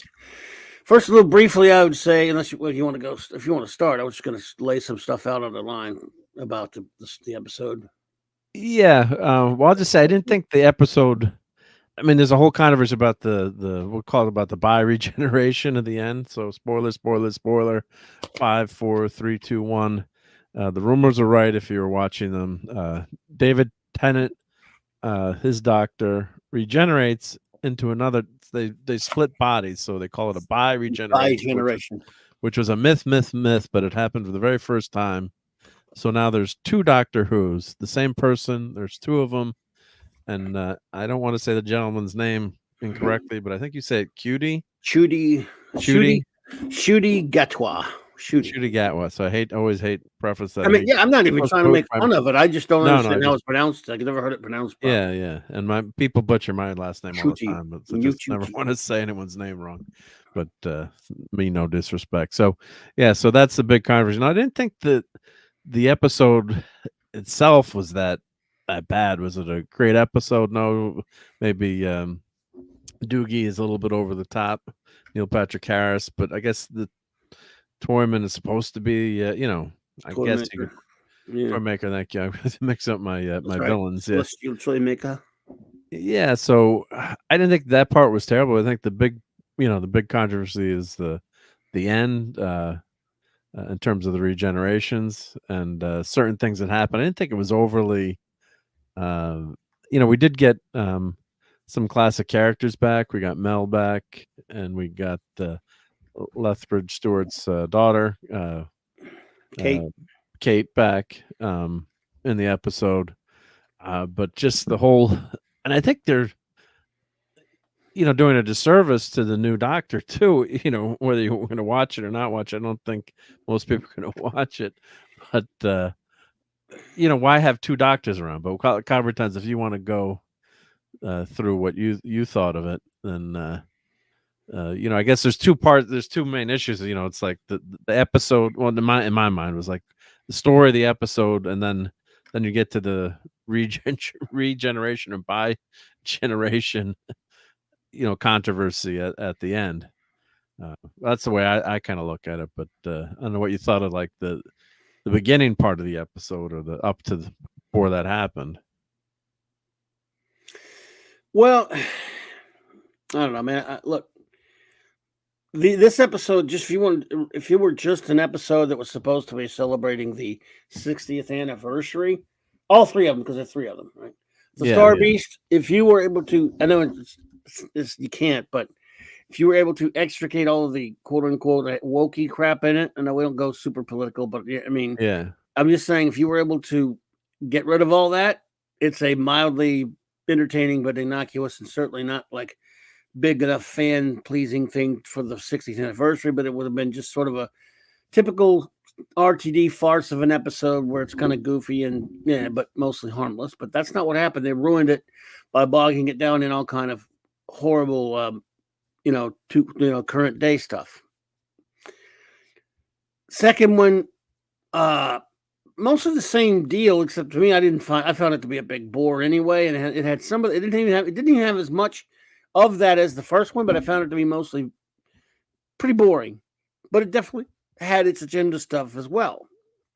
That was more of a character, 2 characters talking in hallways. That was that, and then to me it was just kind of the second episode, the second special, the second one. The third one to me is the most. I think it's the best of the 3 in terms of just telling a fun story that's Doctor Who like, but of course they can't help themselves. They have to put not only some of that stuff that I didn't want, that ruined the first 2, especially the first one. They had a canon destroying, series destroying, lore destroying ending that's just horrifically stupid and bad. In other words, it starts out fine, more or less, with the stuff with the Celestial Toymaker.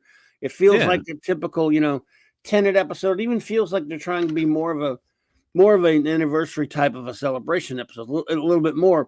For example, some of the stuff I liked early on in the episode when they went to Avengers Tower. Oh, I'm sorry, unit Avengers Tower. Yeah, was that the same? Was that Avengers Tower or is that It's unit, but it looked like, I'm just joking. Didn't it look like Avengers Tower? No, I thought it was Avengers Tower. It did look like Avengers Tower, Stark Tower, or whatever. Yeah, I mean, I was looking like, did they use the same building? Does Tony Stark know what happened? Yeah, it looked like that. It felt like that. Yeah.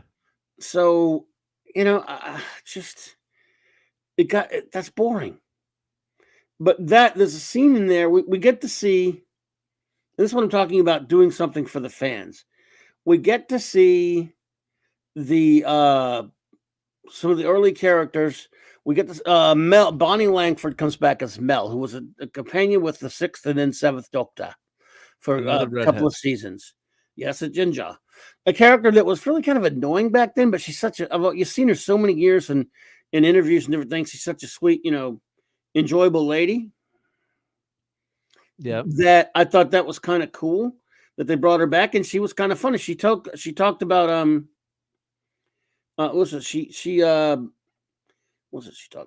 about the character that she left off, that she ran off with in the last episode, Dragonfire Sabalam Glitz, who's a character she told I really her story, like. right? Yeah, yes. She told her story, right? Yeah, exactly. And he's a character that I really like, and so that was pretty cool stuff. Yeah, I kind of I was casually just sorry to interrupt. I was casually watching it, but it did seem more like a throwback David Tennant episode in the beginning with the toy maker, and that was a creepy, cool setup. And I guess the plot is that every TV has this hidden message in it from the start. The very first TV broadcast. Yeah, and it's a kind of a message that will kind of rewrite your brain or overwrite your brain or send humans haywire because of this message that's in every monitor, every TV. And they do make a comment. Toyman, he makes a comment, or is Toymaker or Toyman? Celestial Toymaker is the character that Michael Gal played in an episode, in an episode with William Hartnell way back when, the actor Michael Gal, who of course was Alfred in the Tim Burton Batman films. Okay, and he played the original Celestial Toymaker, and so that's the character that he is. The character. Okay. Yes. Yeah. So I mean, that was an interesting. That's a typical Who setup. Where something in the past is affecting the future, and the doctor's got to solve it and save humanity. So that was a kind of creepy Twilight Zone-y Doctor Who setup. So I thought that part, and you thought that part was pretty good. Yeah, that was all fine and good. When they weren't necessarily being particular. They had what little woke crap that was fairly subtly in there. For example, they were talking in 2023 when the doctor finds out that everyone's going crazy because unit. They get him to come to unit headquarters. We find out that the internet is being used. Of course, they don't know yet about the thing at the TV, what's causing it. They just know that they make some commentaries about. They even use cancel. They even talk about people getting canceled. Cancel, yeah. They use people thinking everyone thinks they're right. They basically thought they were making this clever counter commentary about social media, which is true, but they were coming from the other side of it. That I would just say, people of our ilk are blaming. They were trying to think they were clever and subtle, basically saying. Internet bad, but not us. Yeah. It is the people who support the RTDs of the world and the BBCs of the world that are the problem, but they were trying to turn that around. Yeah, like the cold open for Saturday Night. Yes. Cold open for Saturday Night Live last night, which I don't watch anymore, but I watch it on Twitter X. But I guess they're making, not getting into politics, but they had the congressional hearing last week with the heads of 3 big schools. Who did not answer the questions. Well, we're not going to get into that. But then they were trying to make the sketch look like making fun of the person asking the questions because she's a certain political persuasion versus the people that couldn't answer. Pretty easy one to answer the correct way. It was despicable what those presidents of those universities were doing. And yes, this is like that, except they're taking the wrong side because they're the BBC and RTD and Disney and all those people who are responsible. So of course they're on the wrong side. Yeah, but they think they're not. Yeah. So they thought they were being clever. It was a kind of a mild swipe. So if you're not paying attention a lot. Maybe it was subtle. I kind of noticed that too. And Yeah. also there is an indictment of all the kids on the screens and watching stuff. His They mentioned being canceled. Well, hey, you guys are the one always do the canceling. So right, but they think it's the other way. They think they can turn it around, and they think it's clever, but they're not clever. Russell T Davies is not clever. He is, to quote Blackadder, about as subtle as a rhinoceros horn up the backside. I hate it when that happens. Yes. So there's that, but the episode itself is, I think, fairly entertaining in terms of just trying to be a Doctor Who story where he's fighting an older villain and trying to be spooky, and some of the stuff with the Celestial Toymaker being an eerie, spooky type of a villain and all that other kind of stuff. It's just always undermined by some of the stuff RTD does. For example, he can't help himself. The Doctor's kind of an idiot, and Donna's perfect and knows everything. The women are all pushing him around, and he's a bozo, of course. The Doctor is, this David Tennant Doctor is a total cuck wussy. He is not the Doctor who's always on top of it, who's the boss, who is, even though they try to give lip service to that, obviously, because they're a unit, and they try to get him, they're the ones who come after him to get him to help and stuff. But they don't. Yeah. That's figurehead stuff. They would much prefer that he was still, So he's kind of pathetic in the episode. The first episode, he was sort of close to his David Tennant's Doctor's persona until the end.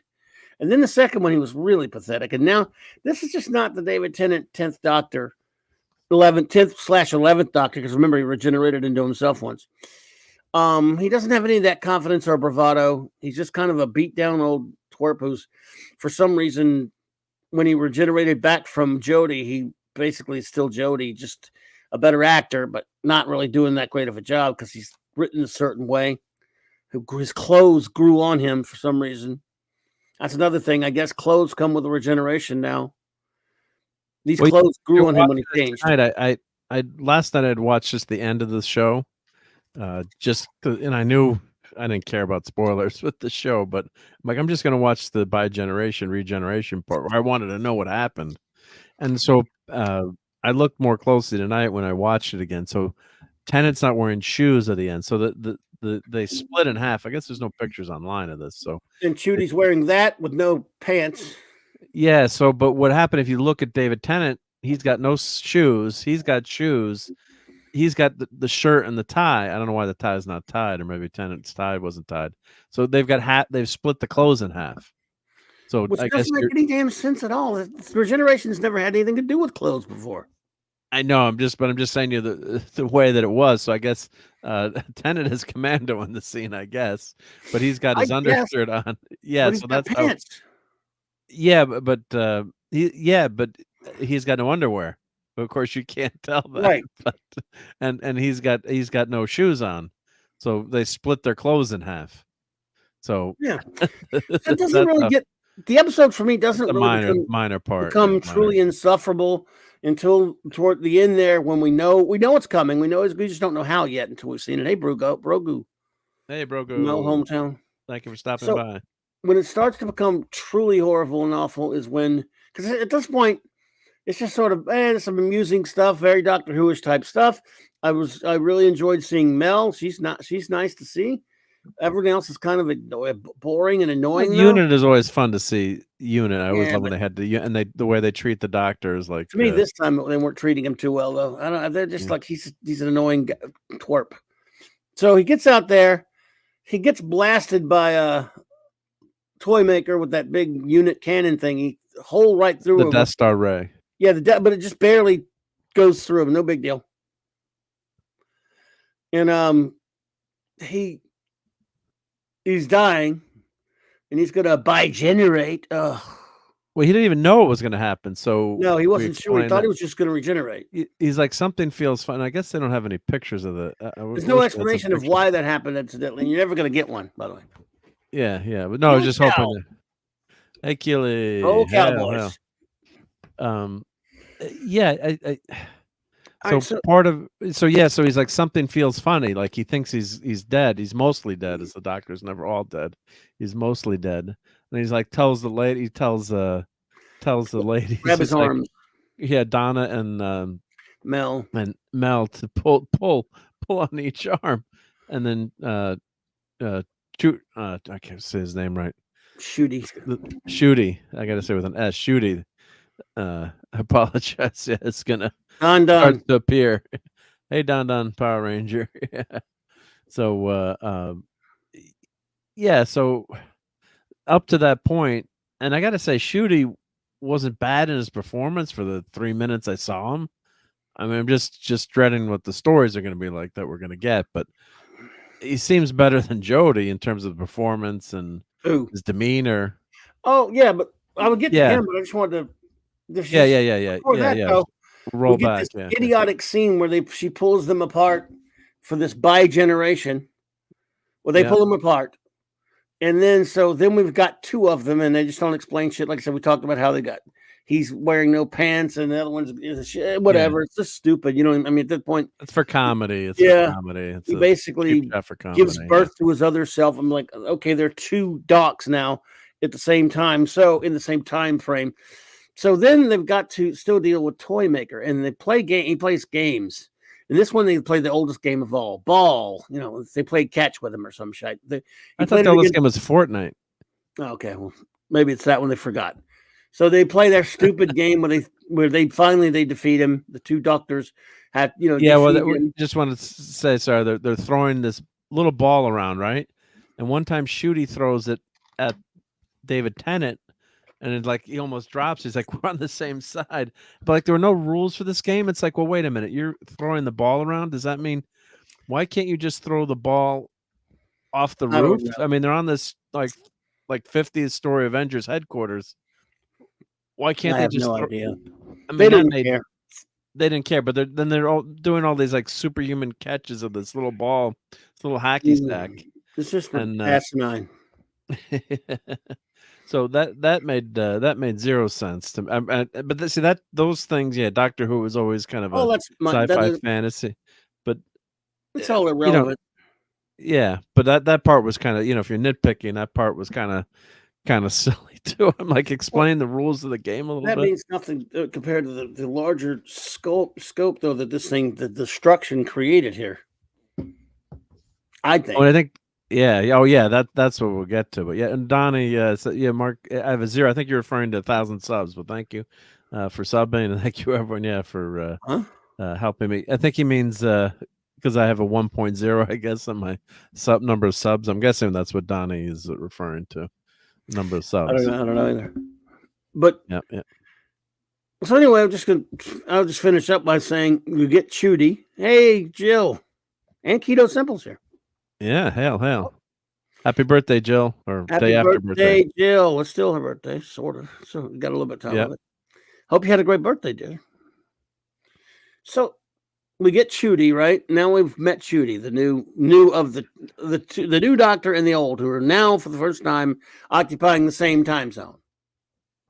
Yep. By generation, which is a bunch of horse crap, just so they could do this. I mean, you know, if I was Judy, I'd be almost insulted, to be honest. I don't get to be the only doctor. I got to share it. So David Tennant has been a whiny baby the whole time. Anyway, his doctor wants to retire. He's tired of all this running around saving universe crap all the time. Let the other guy do it. And so Shooty goes into his TARDIS and takes a Harley Quinn mallet and goes outside and hits the outside of the TARDIS and makes a copy of it. Holy crap, what? He so makes the way they explained that, and I remember watching it last night. I was like, what the heck? So they said, well, maybe the Toy Master's powers are lingering.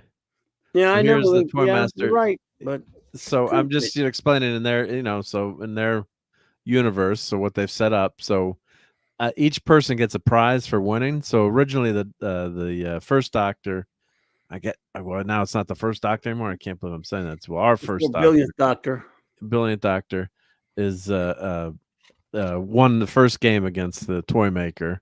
So now they're playing cards, and David Tennant's Doctor, the 10th, 12th, what am I, 14th, whatever 14th. Number. He's really 14th. Like 16th, really.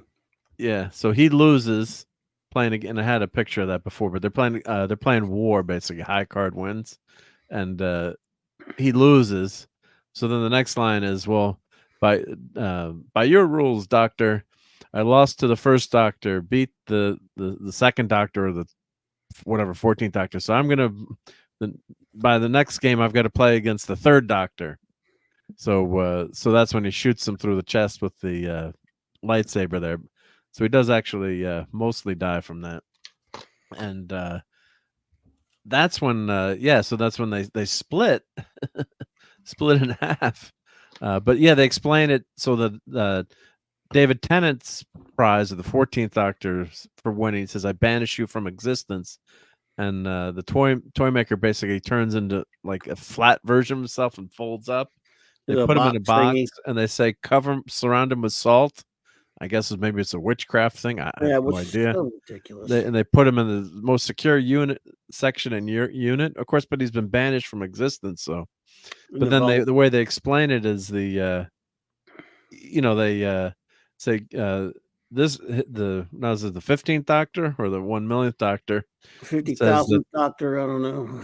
Yeah, he says, "Well, I want my prize. Let's see if this works." And he grabs the toy hammer from the TARDIS. I don't know why it was in the TARDIS. Yeah, why was it in there? Why? Yeah, that didn't make sense. And he hits it. It looks like Harley Quinn's hammer, and he hits the TARDIS, and he duplicates the TARDIS. So that was his. He's like, my prize is a duplicate TARDIS. So there's 2 TARDISes now. I go, yeah, sure. And he's got a jukebox, whoopee. So he's still not wearing pants, and he's going to go off on his own. Pants on. He's going to be in the Christmas special, and now we get. Let's see, our old Doctor's retired finally. He's living with the with Donna's family there, and Mel's there. It's all big and nice and sweet around the table there. And you even mentioned Wilfred, who's out in the outside shooting moles. Moles, but of course not really, because the moles have force fields. The Doctor was like, "Oh, shut up." He likes the moles. Yeah, moles wreck your lawn, by the way. Oh, and Brian says the salt thing was in the second episode. I guess that was something. Yeah, I saw that. It was some salt. What did they mention the salt for? Was a magical thing or something? Yeah, I mean, they've been watching Supernatural, I guess. Yeah, or is he slug? Is he a slug too, or something? Or I don't. Yeah, look, I don't know. They always use salt. Remember Supernatural? Yeah, he use salt circle and chat. I mean, they've done it on Doctor Who once, but yeah. So it's just it's meaningless drivel, like everything in this episode, and it adds more to the timeless children twaddle, and it's just they can go to hell. It's just not Doctor Who, and I don't know though. But if I were Shooty or whatever Shooty, I'd say like, wait a minute, I can't be like the only Doctor in this time. I've got to like share it with just what are you guys doing in case you don't like me? You want to bring David back or something, or they might bring him back for a special. I don't know what they're planning, but it's just so dumb. Yeah, because sucks. I mean, especially I didn't think the episode was bad up to that point, and Shooty, I think his portrayal. Of course, I saw 2 minutes, so far he was okay. He had at least some good energy, and Jodie just was always a disaster as the Doctor. So at least he seems like he's got some good acting chops. I never watched Sex Education. I guess I don't need no education, but yeah, I think you should watch my wife watched that show with she really liked it with girl from Gillian Anderson from X-Files. You should watch it. There you go. I think you should watch it. Yeah. Let me know all about it. Yeah, so like why wouldn't you want to have him separately as the Doctor? So you got before you had that other Doctor that went off with Rose, what do they call that other Doctor? Metacrisis Doctor. Metacrisis Doctor. Yeah. So, and then they were off in that other dimension because Rose couldn't stay in our dimension, I think, or so. Right. They explain that away there. So, Metacrisis. Yeah, Brian, I'm saying it. Brian's typing it. Yeah, it's still with Rose. Yeah, so there's three Doctors out there right now. But yeah, it's kind of like he should be able to be the Doctor on his own, right? So you've got, I assume David Tennant. Well, maybe he'll come back for an episode here and there, or a cameo. I guess he could come back. But yeah, it's kind of weird that you have 2 Doctors at the same time. I mean, that what if the universe is going to get destroyed, right? Shouldn't you have both Doctors trying to help save the universe? I mean, and they explained David Tennant. They say, and I think it was Brian who mentioned too that he was confused about that being older or newer. Wouldn't you be older if you were born first? So they were I thought that was weird too. You know, at the end he said, the older gets to go first. Yeah. Yeah. I thought David Tennant's doctor would be older. He is. Which didn't make sense. Didn't make sense either. So yeah, the one, I mean, I did like the end scene, but not for Doctor Who. Like if the end scene would have been about someone who's retiring, the end of their life. Yeah. I mean, that was all the emotions. I'm thinking of like my dad retiring, or like someone I knew, retiring, and you've lived your whole life. So a lot of that internal monologue, I think, was okay for the Doctor to have, but he can't act on it because he's the Doctor. He's like Captain America can't go back in time and live out his life and not be a superhero. So that's what I was thinking of with the Doctor. So he's getting to live his life, and he's sitting down at the table, and he said, "I never knew what I fought for all my life, but now I do, and this is worth it." So yeah, that's a great sentiment, but it's almost like a cheat because you split the Doctor into two people, and now so one Doctor gets to enjoy everything and just enjoy retirement, I guess. Well, the other one is helping to save the world or helping to save the galaxy. So that's kind of a cheat to me. I mean, I think the sentiment of the scene was a nice sentiment. You got Wilf, shooting shotguns off in the background, trying to kill the moles. I guess they didn't want to say he'd passed on the show. They say, "Where's Gramps?" So that the lines of that scene I thought were touching, but I don't want to have that line. Could you imagine that? Batman doing, saying that line? Well, Robin is out fighting crime, and Batman is like, "Well, I'm just going to retire here. I'm not going to help him, even though I'm, in my prime. I'm not, yeah, if Batman's, 80 years old, he's still fighting crime, right? With Terry McGinnis. He's never giving up. So that didn't make sense to me, even though I did like the emotions of the scene were nice. I mean, it was a nice sentiment to it. It's something that, yeah, you work your whole life, and yeah, what's most important in the family, right? Being with family. I mean, as much as all this toys, toys and quote unquote junk that I have that I love to collect, comic books and things. Yeah, in the end, what do you remember? It's like good times or hanging out with family, or have these Sunday nights have become a highlight of hanging out with everyone and hanging out with Clobberin' Times. And yeah, it's fun to have those material things, but in the end, I remember as a kid, a couple of toys I really wanted, and then when they turn out not to be that good, or it's actually more fun to really want the toy, or like saving up my allowance money, or working to save up. And then sometimes you got the toy, it wasn't that good. You're like, you're let down once you finally get it. So those are nice sentiments. But yeah, I know what you thought of that, but the Doctor retiring like that didn't seem right to me. That Doctor. Not because of what's going on with the show. I mean, obviously we know that he does do it at some point because in the 50th anniversary, when we meet the great curator, played by Tom Baker. Yeah, it's kind of intimated at some point, it's not elaborated upon, but that he at some point hung it up. And it was just, when he was 5,000 years old or something. Zillions of years later. Yeah, we don't know when, and they don't really define it, and so. And he sometimes revisits some of the old faces, So that aspect of it, I don't have a problem with. But they cheat. Now they again, I wouldn't have a problem with it all if they come out and said and just totally erased as timeless children. Then nothing else in the episode would bother me as much, including their dumb bi-generation thing. Even if they did it with the stupid bi-generation thing, so that Chuty can have his own little TARDIS to go do his own Doctor Who stuff, and then. David Tennant's doc, this new David Tennant doc, can do his retiring thing and later become the great curator. All that stuff might have been okay for me. As dumb as the bi-generation idea is, I would buy into it and accept it if they'd given us, all they had to do is give us one little thing, and I think we would have been happy. Even if you're not, you meet someone halfway sometimes. You compromise in life even when you don't want to. For example, I want all of the Jodie era erased, but if they're not going to do that, Just erase the timeless children. You could have done it easily by saying that the master was, pulled a trick on the doctor, and none of that was really he brainwashed true. him somehow. And he really is a Time Lord from Gallifrey, and there really is only at that point 13, as much as I can't stand Jodie. And that's that.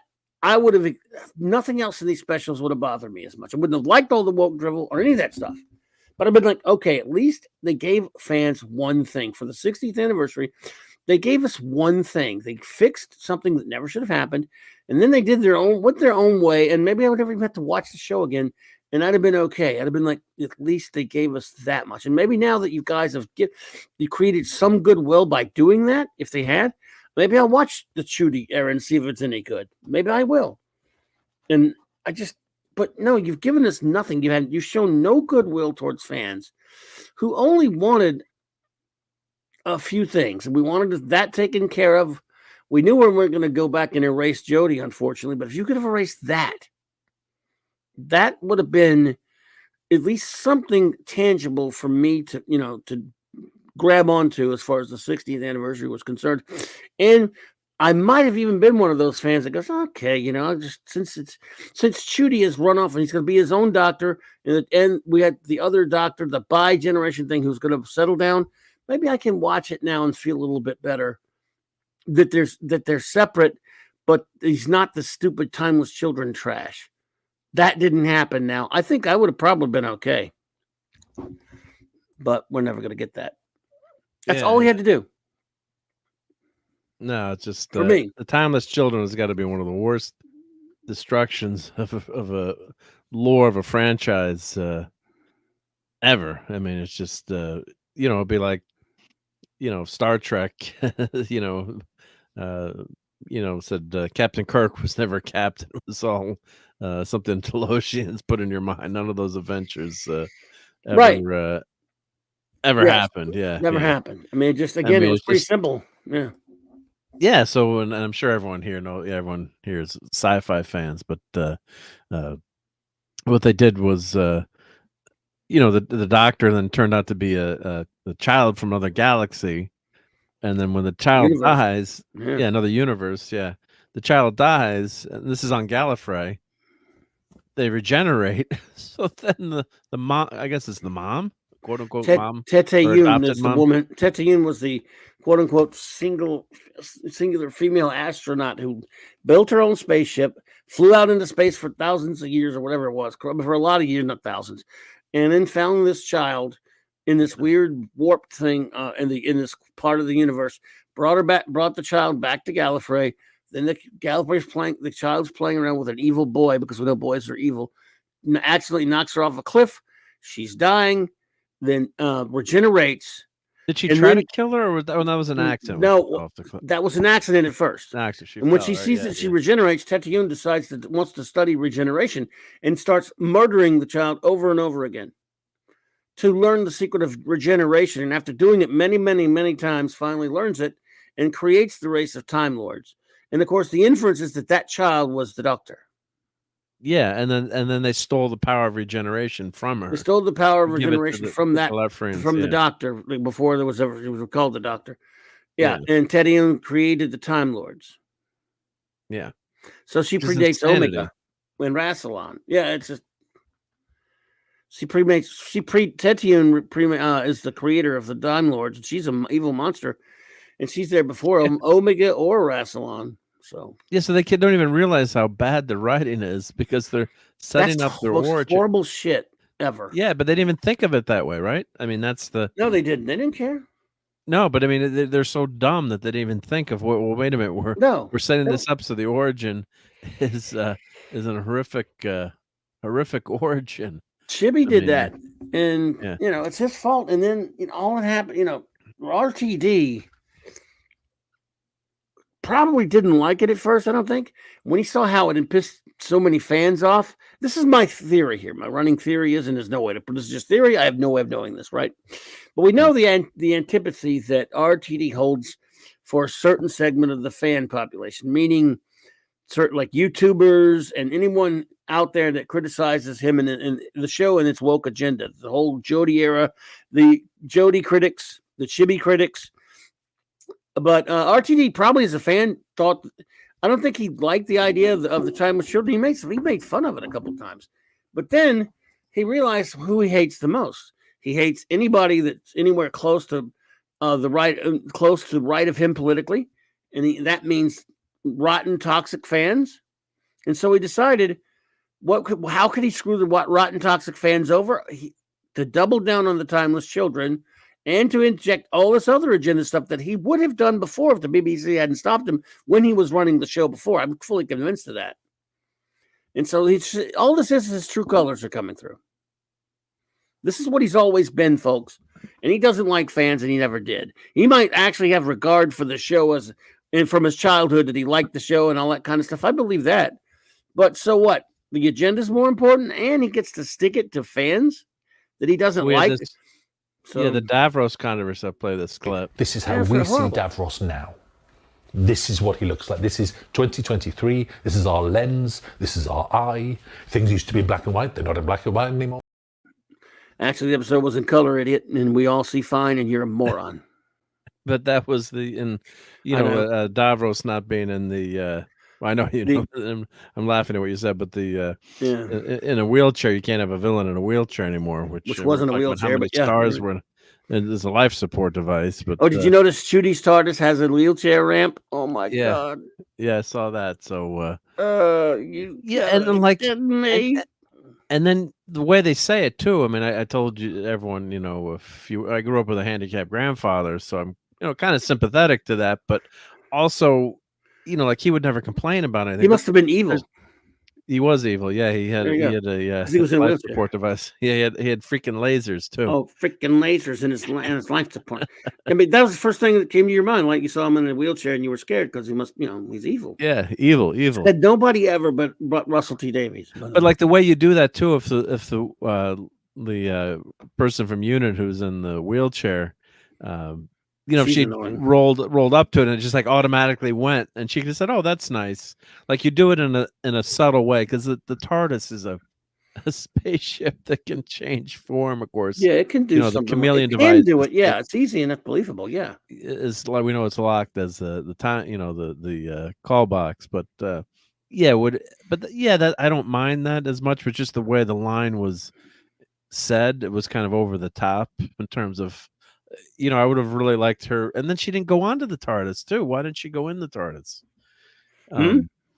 The unit person did not go into the TARDIS, right? He just showed the ramp, but then she didn't go on. It was just no. He did. That was for virtue signaling points. Yeah, but I would have liked her just like, oh, come on to the TARDIS and all like. No, you can't have a companion. And then it goes, just to show her the TARDIS. I guess just to have her go into the TARDIS would have been fine, I thought. But then you do it like, oh, the ramp just goes automatically with no one doing anything. It's just, oh, that's nice.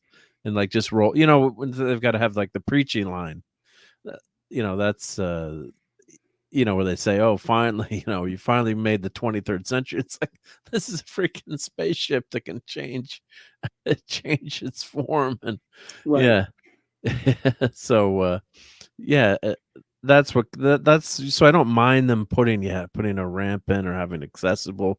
That's fine. Yeah, and everything should be handicapped. Well, we know why they did it though. Yeah, but that's what I'm trying to illustrate, how they don't do it in a way where it's not banging you over the head, and it's oh no, Jill, it's okay if you're allowed to time travel. But just don't let Captain Finity know that you're time traveling. Yeah, be careful with that time traveling, Jill. Yeah. So, put us on 1.5 speed or 1.25. Yeah, I do that sometimes. Yeah, but that's what gets you, because they're going for this messaging, and instead of trying to make it organic to the show, when they do this, blatant stuff where it's, it's not even couched the right way or organic to the story. Like I did like the scene. I really did like the scene, but it's. David Tennant as Doctor Who shouldn't be in this scene. This should be like, some retiring at their, their age 65 or 70. Should have been Tom Baker. Yeah, like if that had been Tom Baker in that scene, Magic. That would have been great. Yeah, like we've had our adventures and now I get to enjoy it with my family. And And then to have two doctors, it's really just kind of a slap in the face. It's like we can't, it's like David Tennant. What is a fallback if the new doctor doesn't do well? I mean, congratulations, Shooter. You're the first doctor that has to share your doctorness with another doc that's out there in your same timeline, your same time stream. In other words, we know there are multiple doctors, but now Chudy, he had to share it with this doctor. Yeah. Hey, Matt G. On hail to Taylor Swift. That's Matt G. That's Matt G? Yes, good old Matt G. Oh, okay. According to Jim, someone told me that okay. For you. So Taylor is not happy today because her Kansas City Chiefs lost, right? So they did lose, yeah. They lost to the Bills, yep. And we know how Rush Limbaugh would have picked that game with the politically incorrect. Chiefs and the Bills, yes. Yeah. That would have been tough. Bills and Indians. Oh, they had the Tenant regenerate and they do a taffy pull, get New Evil Guy and Tom Baker, so Baker become curator. Yeah. There you go. Yeah. Hey, Lemon Pie. How's it Lemon going? Pie. Thank you for stopping by. Yep. So now when he regenerates again, they're gonna do the same crap. They're gonna pull two people out of him or some kind of horse crap. It's like so dumb. I mean, that's the dumb one of the. I mean, the time of Sheldon was evil and insulting and hateful. This was just stupid. It was so. I mean, that was like it's a Tom Sheldon. That's on another level of horrific idiocy to do to anybody's favorite, IP, and it's just disgusting. And if you like that, I'm sorry, I'm calling you not a Doctor Who fan. You know what I mean? You're not one because I can't dictate to you what you are or not. I just can't consider you one. You can tell me you are, and I won't believe you. However, this one is just this here. What they did with the bi-generation is just asinine and stupid more than anything else. Yeah, I think there's two separate issues in the special. There's the bi-generation. I got to be careful the way I say that. Yeah, you do. I was joking around it last night. Yeah, the music was pretty good, Don. I'll give you that much. Just the episode. Yeah, yeah. The end music was good too. Wasn't it Murray Gold? Murray Gold always does great Doctor Who music, Don. I'm with you on that one, buddy. Yeah. So here's a poll we started. So we got a lot of people. Did you do a poll? So just started. I know you did a poll. Just 2 seconds ago. Okay, I don't even. It just popped in. So rate the Doctor Who special, The Giggle. A, B, C, and then I just went to F. So I just figured I'd give everyone. I gave it an F. And I'm seeing this headline here. Anne Chickadee Cardwell, daughter of Honeyboo's Mama June. Yeah, she died at age 29. So F, cancer. She died of cancer at age 29. I'm not a reality TV watcher. Oh, Honeyboo's mom. Who's Honeyboo? Oh, I've heard that name. Large size lady. Yep. At a reality show. So F, cancer. Her daughter died at age 29. So that's terrible. I don't know anything about the show. Never watched it, but that's the headline there. Yep. And Neil Patrick Harris was amusing enough in the role. I mean, yeah, his accent was weird. His accent was fluctuating. Not as bad as Kevin Costner, but yeah. And 7, he said, it's a grade score out lower than F. Well, yeah, if you didn't show up for class at all, if you were Blutarsky in Animal House, maybe, his grades, yeah. I got to, in fairness, I got to say the first, 40 minutes of the episode were good. I thought the idea was great about the plot was really great about the first image of from television being in every screen of everything ever after that. With that creepy little doll thing. No, if that you don't was like a good idea. Dolls scare you. Don't watch this. Yeah, that was a good idea. I like that. I mean, again, that would have been that was something like Moffat might have tried to do in one of his creepy episodes. Stuff, silence and stuff like the angels and different things like that. So that was pretty Doctor Who-ish, granted. Yeah, so that part and the political stuff was very, very minor. I didn't really hear much in those. The Beast, Hungry Boy. Beast, yeah. Well, I mean, it was there though. I mean, more like the wokey stuff than it's like super political, but it's there, Yeah, the TV line poll is 75% for A. Yeah, 0.0. Well, you could do an imaginary number, maybe. RRT negative I. instead. And Hey, here we got a RR. super chat. Yeah. Can we rate it NRW, not real who? Yeah. Yes, that would be a good. That would be more accurate. Put that in. I only give us 4 choices. It's not fair. We need to vote for. Should have like 6, maybe. I wish. What should we got to play something for RRTNZ? Let's see what can we. You got Here we go. This doesn't exactly Doctor Who, but they killed the giggler. I know the name of the episode. What, the giggle? Oh yeah, the giggle. So they killed the giggler. What is that from? That's from Death Wish. Oh, okay. They should have my apologies, folks, says Don. Now, what are you apologizing for? I don't apologize. Don, did you do something horrible, mean, and evil to somebody? Don? I mean, he's apologized. I stand corrected. Anyway. I don't know. I'm trying to follow the chat, but I didn't say anything. And let's play something good for. Supervision is a toy man. Yeah. Oh, yeah. But anybody can make a mistake, Don. Don't be. Yeah. Groovy. You should have one, with that show like the Doctor and have the Doctor Who, Doctor Who, Doctor Who, Doctor Who, Doctor Who, the TARDIS. Yeah. What's that? That's what's the name of that song? I can't remember now. Well, here's Doctor and the TARDIS. That's right. Here's a few. Happy Gilmore. Maybe some people feel like feeling like this way.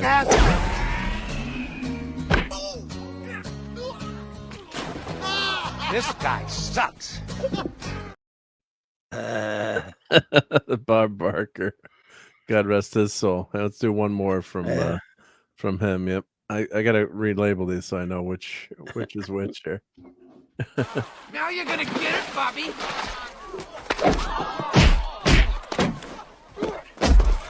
I love this fight scene. You're gonna get it, Bobby. I hate Adam Sandler though. I never watched it. That is just so freaking funny. That is funny, but yeah, here we gotta finish the clip. Price is wrong, bitch. Yeah.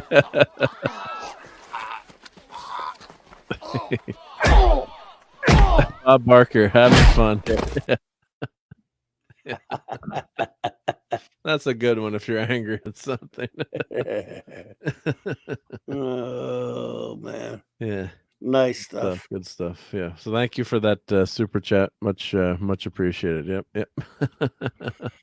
Yeah, but you know what though? Everything was fine with our system until the power grid was shut off by Dickless here. Is this true? Yes, it's true. This man has no dick. Oh, how'd that happen? I'm sorry. And then you were telling me when you saw the movie that you didn't know what the lines were for the next few minutes because. When I first saw it in 1984, when in the theater, you couldn't hear for like 10 minutes. You couldn't hear anything. We're laughing so much because right after that line, Bill Murray's there's a big furor, and he goes, "Well, that's what I heard," but you don't hear that till like after maybe like nobody in the theater. So when we watched it, like went so many times in the theater to see that. Hey, Courtney. Hey, Courtney. Thank you for hanging out in the chat. Yeah, I know Courtney said she sent her regrets, so wasn't able to make it tonight. But anytime you can make it, it's all good. Yep. Thank you for swinging by. Yep. Was that by KLF? What? What was what? I'm not sure. Whatever do you mean, Empress? In them? Yeah, we're not. We're a pile of rocks for brains here. So yeah, I'm not sure what KLF is. What's that? Oh, and Courtney fell on the. Yeah, I didn't know if you wanted me to say that, but Courtney. Fell on ice. Oh, sorry. Ice. Yeah, sorry, but so was you slow down where you were down? Oh, down sorry, your way? Courtney. That sucks. Yeah. By the KLF. Oh, the Doctor Who song. Yeah, it was by the. Was it by the Human League or something? The Doctor Who song. I've got the power of the interweb. So remember that? You know what I'm talking about. The song was Doctor Who, Doctor Who, Doctor. I think we looked it up last week too. Did you? Okay, I don't remember. Yeah, Doctor. No, 70s can tell us. 70 though. Yeah, 70s is here. Yeah. The KLF says okay, whoever they are. Yeah, that's 70s told us that. Nope, KLF. Whoever they are. Who are the KLF? Do you know? Let me check. No, I do not know. The Justified Ancients of Moo Moo. KLF band. That's one of the records. I should know them. British electronic. Yeah, I'm not into electronic music. Yep. Scottish musician Bill Drummond and Jim Cauty. And I'm sure I'm pronouncing their names wrong. So the Stance Electrics. I'm not into that kind of music. So it's basically taken. What's that? The original song that's kind of taken from this rock and roll by whoever. I don't know who did rock and roll, but yeah, Courtney in 70s should be on to talk music. Yeah, I'm not. I remember I do like music, but when that song came out in the 90s, they actually played the Doctor Who one. Because it's on radio a lot here. And they also went by the Time Lords. I'm seeing too. Oh yeah, the Time Lord. Okay. Well, I went to Doctoring the TARDIS was I would have to tell people. Like I remember, they were playing it at not that I ever went to certain places where women dance and stuff, type of clubs, but the ones I may have gone to or may not have gone to that I definitely went to in the 90s. How many times like these girls, I love this song, and they will say, you don't know anything about what they're saying. They're saying Doctor Who. I don't know what that means, but some people didn't even know what they were talking about. I remember explaining. Big hit, yeah. What they were talking about. It was a big hit, though. Yeah. Rock and Roll was by Pervert Gary Glitter. That's right. Yeah, that I remember. Mention what he did. Yeah, that song is still played everywhere. Yep. Yeah. By Time Lords of the Alias of the KLF. Thank you. Yeah, 70s are music. Okay, Time Lords. There you go. Well, I like the Doctor Who version better anyway. Yeah, Gary Glitter was a horrible human being. Yeah. But I still play that Gary Glitter song in every stadium. You know the song. I can't. Yeah, they still play the song. Rock and Roll. It's a great song, but yeah, it's like every time I hear that song, I'm like, oh my god, yeah. Yeah. So it's a tough one. Yeah. Stop giving perverts a bad name. Yeah. JT Kirk says, Clubby, not explaining Doctor Who to someone dancing on a fire station pole. I would have paid money to see that. Well, it was pretty loud, but I was, it was the 90s. I was even worse a person than I am now, and I'm pretty bad now. So yeah. I'm a horrible, despicable person now, but back then I was even worse because I went into those clubs and explained Doctor Who to people. Oh shit. That's imagine, right? Yeah. And they were like, what? They didn't know. They were just dancing. Yeah. Those were the good old days when Doctor Who didn't have this kind of crap happening to it, though. I miss the days. He has a bad 89 movie, though. I hate the 96 movie. 96, yeah. But now, I miss the days when that was the worst thing going on with Doctor Who. But they had 1989 and 2005. You had that movie. Then the rest, the only Doctor Who you get would be the novels and a few comic strips and such. I miss the days when that was our biggest problem. Was wishing there would be more Doctor Who. And then we got our wish, and it was pretty good for a while. Then after the 50th anniversary, someone said, "Hey, to hell with that. Girl, never ever go full retard." If rocks in your brain that banging together may cause a concussion, or an increase in IQ, you never know which way. Bang the rocks together, guys. Clubby had a Doctor Who mission where he would bring the message of Who to ladies who danced around poles. Yes, I did. It was important too, and I was very proud of my mission. And everyone's wishing, and Courtney's wishing Jill a happy birthday. Yes. How about everyone put a J in there for HBJ? How about that in the chat? Happy birthday to Jill. Happy birthday to Jill. I'm gonna give Jill a present by not singing anymore to her. There you go. There's your present, Jill. Because is to not force you to have to hear me sing your name again anymore. But I love you. A Doctor Who 60th anniversary specials from air dates to Tennant's return to Tucci's Gotwa's Doctor Who debut. Here's what we know so far. It sucks. Thank you. Yeah, and then for the 60th, you should have had something with. Shouldn't they do something with all the doctors, as many doctors as they could get? Yeah. They should have. You thought it would be. We thought it would be nice to see something. 6. Hey, 6. Oh my goodness gracious! What are you doing? You don't have to do that. Look at that Thank sticker. you very much. Yep. Hey, 60. Good to see you. Well, here, let me pull this over here Love so we you, can 6. see that cute sticker dancing there. Yep. We should play a clip for 6. You want me to choose? Oh, great. Yeah, you can choose. Yeah, you can choose. Yep. You can. It's your show. You choose it. No, I don't know what she would like.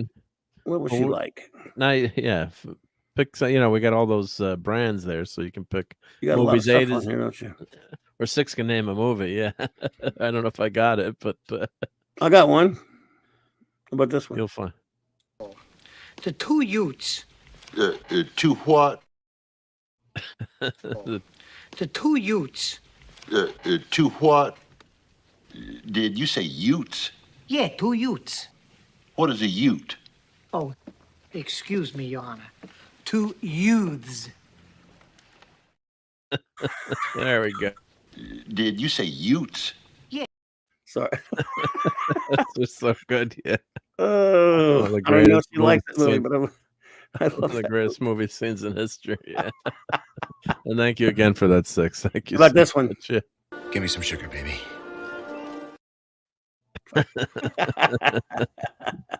See, I created a monster. Yeah. Well, doing Toxic Tuesday, then as we watch the movies, I got to clip them, so it's a good excuse to have to do that. Yeah. It's true that you should use a clip for Jill for a present, since I sang to her and made it worse. Sorry about that, Jill. She said my present was the singing. Fine. There you go. She deserves better than my stupid singing. We should give her a clip or something. Can I give her a clip? Yeah. Have you permission to give her a clip? Yes, yeah, give her a clip. You don't have any Star Trek clips, do you? Yeah, under Star Trek. Under brand. You got Wrath oh, okay. Let's see here. We got some. You got any that I don't have? Oh, there you go. What'd you find? Something good? Yes. What on earth is that? I am endeavoring, ma'am, to construct a mnemonic memory circuit using stone knives and bearskins.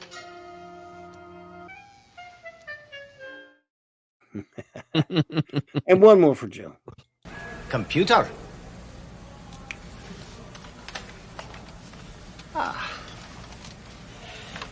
Hello, computer. Just use the keyboard. The keyboard. How quaint. Yeah, I love that. Yeah. I love it. How quaint. How quaint. But maybe he did invent transparent aluminum. How do we know he didn't invent the thing? Oh, yeah. Yeah. You realize that too. Yes. Do you have any Trek 3?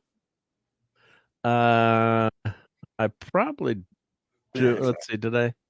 No. I just have I do have the Trek 2. As good as your word. Aye, sir. The more they overthink the plumbing, the easier it is to stop up the drain. There we you have this one.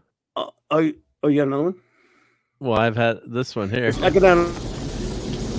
I have had enough of you!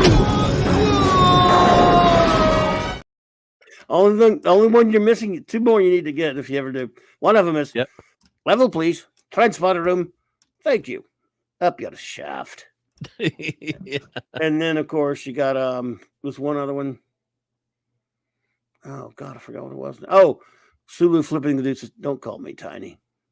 Yeah, that's a good one too. Yeah. And of course, this is one of the. Cooperate with us, and maybe we'll cut you in for a piece of the action. I bet Steve would like that. Steve enjoyed that. His favorite episode. Yeah. Scotty, where's that power? Coming, sir. Can't have too many Trek clips. No, you can never have too many. Yeah, so I gotta go ahead. I'm a doctor, not a bricklayer. You're a healer. There's a patient. I would have kept it. You're a healer. There's a patient. That's an order. I was trying to keep him short too. Sometimes I got you. So, I know. Yeah. I stand under. Dancing the Batusi. There you go. That's a good one. Invite them west. Everyone's putting in their clip orders to you. Like, hey, could you do this one? Man, if I could do it, I'd have so many clips, I wouldn't be able to fit them all. It's a good thing I had to do the different brands. Yeah, to organize them with the different brands. Yeah, it's a good thing I don't. It's a good thing I don't know how to do that because I'd be in trouble. Oh, I don't believe so. An Empress MM. Yeah, 128 K Mac. That is quaint. And I actually do have quaint. I do have one of those in my room that works right now. Yeah. I think maybe it's 256, but yeah, the original Mac in my office. And Larry, what are you doing? Hey, Larry. Wowzers. He just gifted 5 more memberships. That's 10 memberships tonight. My goodness gracious. Nice. We're going to play a lot of clips. So it looks like. Do you have that one, Jill just mentioned? Which one was that? I'd advise you to keep dialing Knox Mix. No, I didn't finish clipping that one. I just got that one. Yep. But he got a membership. Picasso, Jonah Hex, Victor Fontaine, and who else? Punkwaddle got a membership. That's awesome. So thank you so much, Larry. So let's figure out some other good clips to play. We'll do 5 clips, one for each. Each I've got 2 clips, 1 for each of you. Yeah. Let's see. I'm a doctor, not a bricklayer. I got to get more TOS clips. Let's see. Wrath of Khan. What do we got here? He tasks me. He tasks me, and I shall have him. Jim, be careful. We will. Yeah. Now, watch out. Here comes Genesis. We'll do it for you in 6 minutes. Really, Dr. McCoy, you must learn to govern your passions. Logic suggests. Logic? My God, the man's talking about logic. We're talking about universal Armageddon. You green-blooded, inhuman. We're talking about universal Armageddon. I got carried away. Yeah, well, Larry, we get. Another one, dude. About you're suffering from a Vulcan mind melt, Doctor. That green-blooded son of a bitch. It's revenge for all those arguments he lost. Yeah, I do have so many. You know what? I've clipped so much of Wrath of Khan that I've got to organize it in order. Put them in order, I guess. Yeah. Admiral. Yeah. I told you how. Admiral Teague. Someone should record it. Like, is that saying Admiral? Yes, Admiral Teague. Like, yeah, saying his name. Stand by to receive our transmission. Here it comes. Here it comes. Yeah. So, but thank you, Larry. Very much appreciated. Yep. Go, Larry. We have a funny TNG one to play too. Yeah. So many clips from TNG. This is. I protest. I am not a merry man.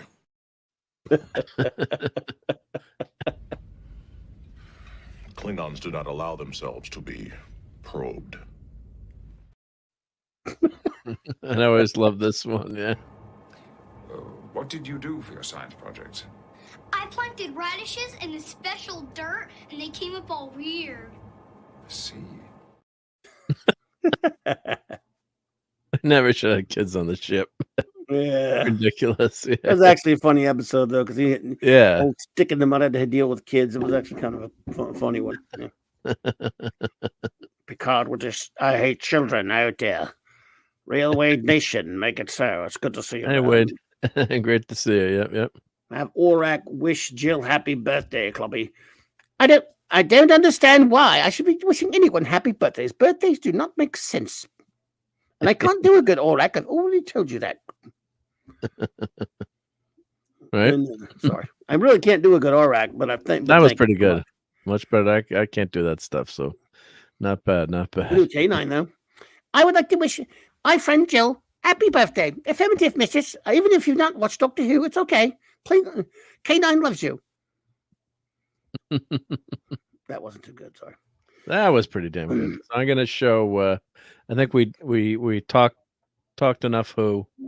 Unfortunately, that crazy.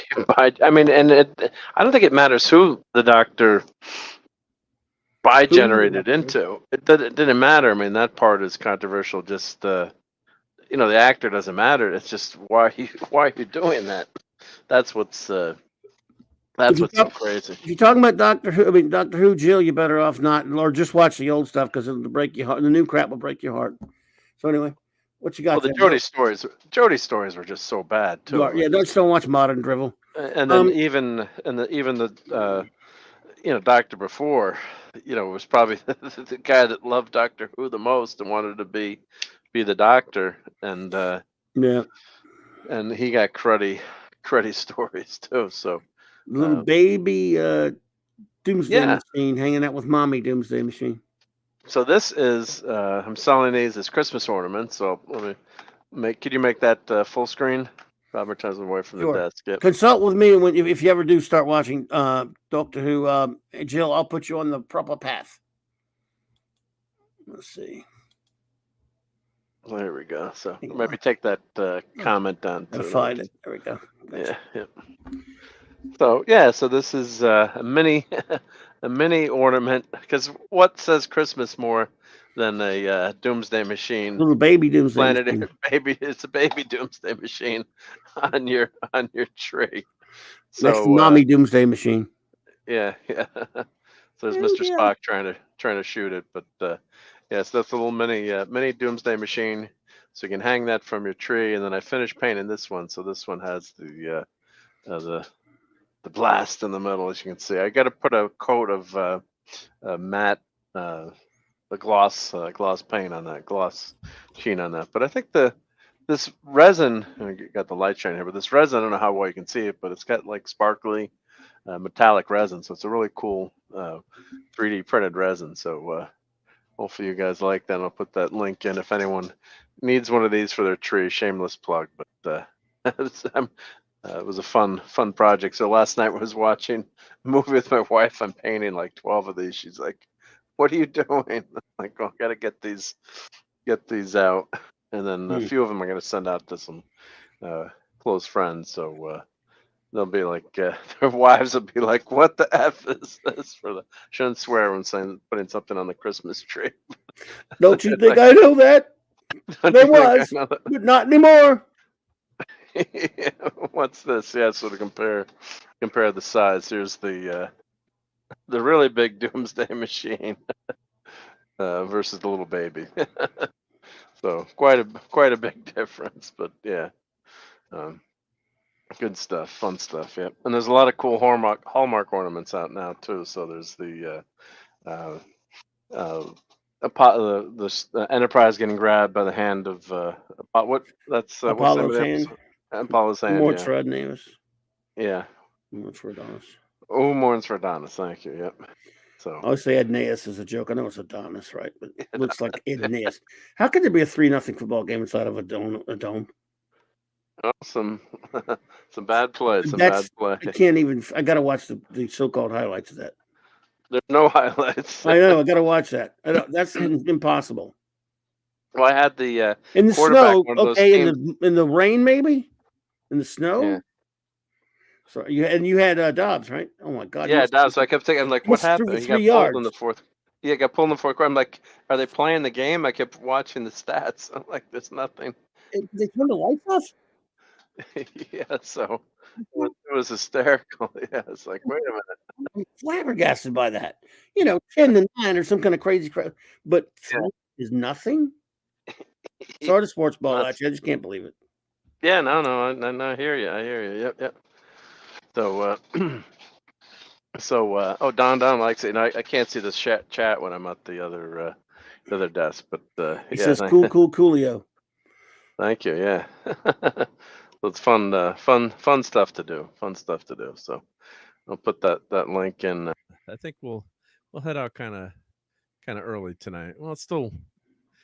I gotta get up early. I know you probably do too. So yeah. So we'll head out early. But let me put that link in. Yep. We had a lot of fun tonight. So it was a great hanging out with everyone. But here's the link to buy your own Doomsday Machine. I got to put a separate listing right now. It's one of the options, but I got to do it. Pull it. I got to take a picture of it and do it separately. But I hope you guys. Yeah. And Phantom says, yeah, you better make sure that doesn't start to eat the other ornaments, right? Yeah. I put it next to the Enterprise. It could be ugly. Yikes! It's cold. Yeah, I should send one of these to Doomcock. I sent him the big one. I should send him one of these little guys too for Christmas. Yeah. Did you send one to him? Yeah, I sent a big one to him. Yeah, he loved When? it. Yeah. Oh, you talked to him His about birthday. it? Yeah, I Oh. did. Yeah. And then he said Oh, cool. then he's like, "Oh, you should come on the show," and then never followed up, which is dumb. Oh yeah, no, hell yeah, that's cool. Yeah. So Should have known that. should send him one. Yeah. Decker digester. Yeah. So, but let's go through the. I want to thank everyone for their super chat. So, thank you to Larry, who gifted 10 memberships tonight. That's unbelievable. Thank you so much. Thank you to RRT and Z, who also gave a super chat, and to 6, who also gave a super chat. So, I can put these back on. It saves them. Yep. So here we go. So much appreciated. And thank you very much. And really appreciate having so many people as members. Thanks to Larry now. So make fun of you can use those funny clam pizza icons in the chat. Yeah. So good. It's good stuff. Yeah. Good stuff to have people supporting you like that. Much appreciated. So let's go. Thank everyone here. We'll do shout outs. Yep. And I'm going to make a banner here too. So let me put this in. So we got that scrolling across the bottom. Yeah. There we go. That's a good one. Yep. So let's see. Who do we have here tonight? Well, first I can always cheat. Well, let's do the poll. I should close the poll, right? Yeah. Oh yeah. So let's close the poll. Let me take this down. I'm going to show the poll before I close it. So no shockers. No shockers here. Let's share my screen here so you can like showing this. It's a little bit nice graphically. So here we go. Rate the Doctor Who special. So we got 7% A. We've got no B's. We've got 30% C's, and the rest are F's. So 64% F. So the Doctor Who special did not do well in the ratings there. So only one person liked it, and 30% gave it C grade. So sorry about that, Doctor Who, but yep, not so good. So let's I'm gonna I always take a screenshot of the polls. Can you find the polls after they close, like anywhere on YouTube? I don't think so. That's what I was wondering. If anyone knows any of the mods out there, I don't know. You can't find it on your page that I know of. Yeah, it was like I was trying to look for it, and then I gave up. But I was just wondering if you could didn't go close back it yet, did you? Nah, I'm gonna close it now. I'm taking a screenshot before I close it because or you could copy it. Once you close it, you can like copy and paste it. Yeah. That's what I do. So F was 64. There you go, and C was 28, and A was 7. Nobody gave it a B. Yep. There you go. So did not do well. Yep. It got hit out this crowd anyway. It rated a bunch and the ratings were not good at all, by the way. Yeah, the ratings have been down too, right? So, and this was not any better. They've already been tanking. You got to copy and paste and screenshot it, or if you make sure to always at least show your results on screen, you'll have that record. Yeah, you can go to the stream. Yeah, I always forget mine. I don't even save mine ever, really. Oh, so if you go to the live comments and then you show it. Wait, is it showing in the comments or where is it showing? Oh, you have to share your screen to show it, I guess, right? You have to share the screen. There's no way to show the polls. You can click on it and copy it and then paste it. Yeah, but you have to show it like this. I mean, you can't. It's not in the comments where you can actually see it. I guess that's what I'm saying. Yeah, you can show it like this, but I think so. Yeah, so it's in the comments, but I can't show it. Does it come through the StreamYards? If that's what you mean. That's what I meant. Yeah, it doesn't go into StreamYards comments. Yeah. Yep. Even though I are an engineer, sometimes you always learn something new, right? Always figure out something cool. Yeah. So let's see I can cheat when I can do the participants in the chat. So Thank you to, of course, Andrew Jill. Could not be reached for further comment. E. Clay Thomason, Emperors and M. Hungry Boy. We're hungry for a real Super Scroll. It's Courtney.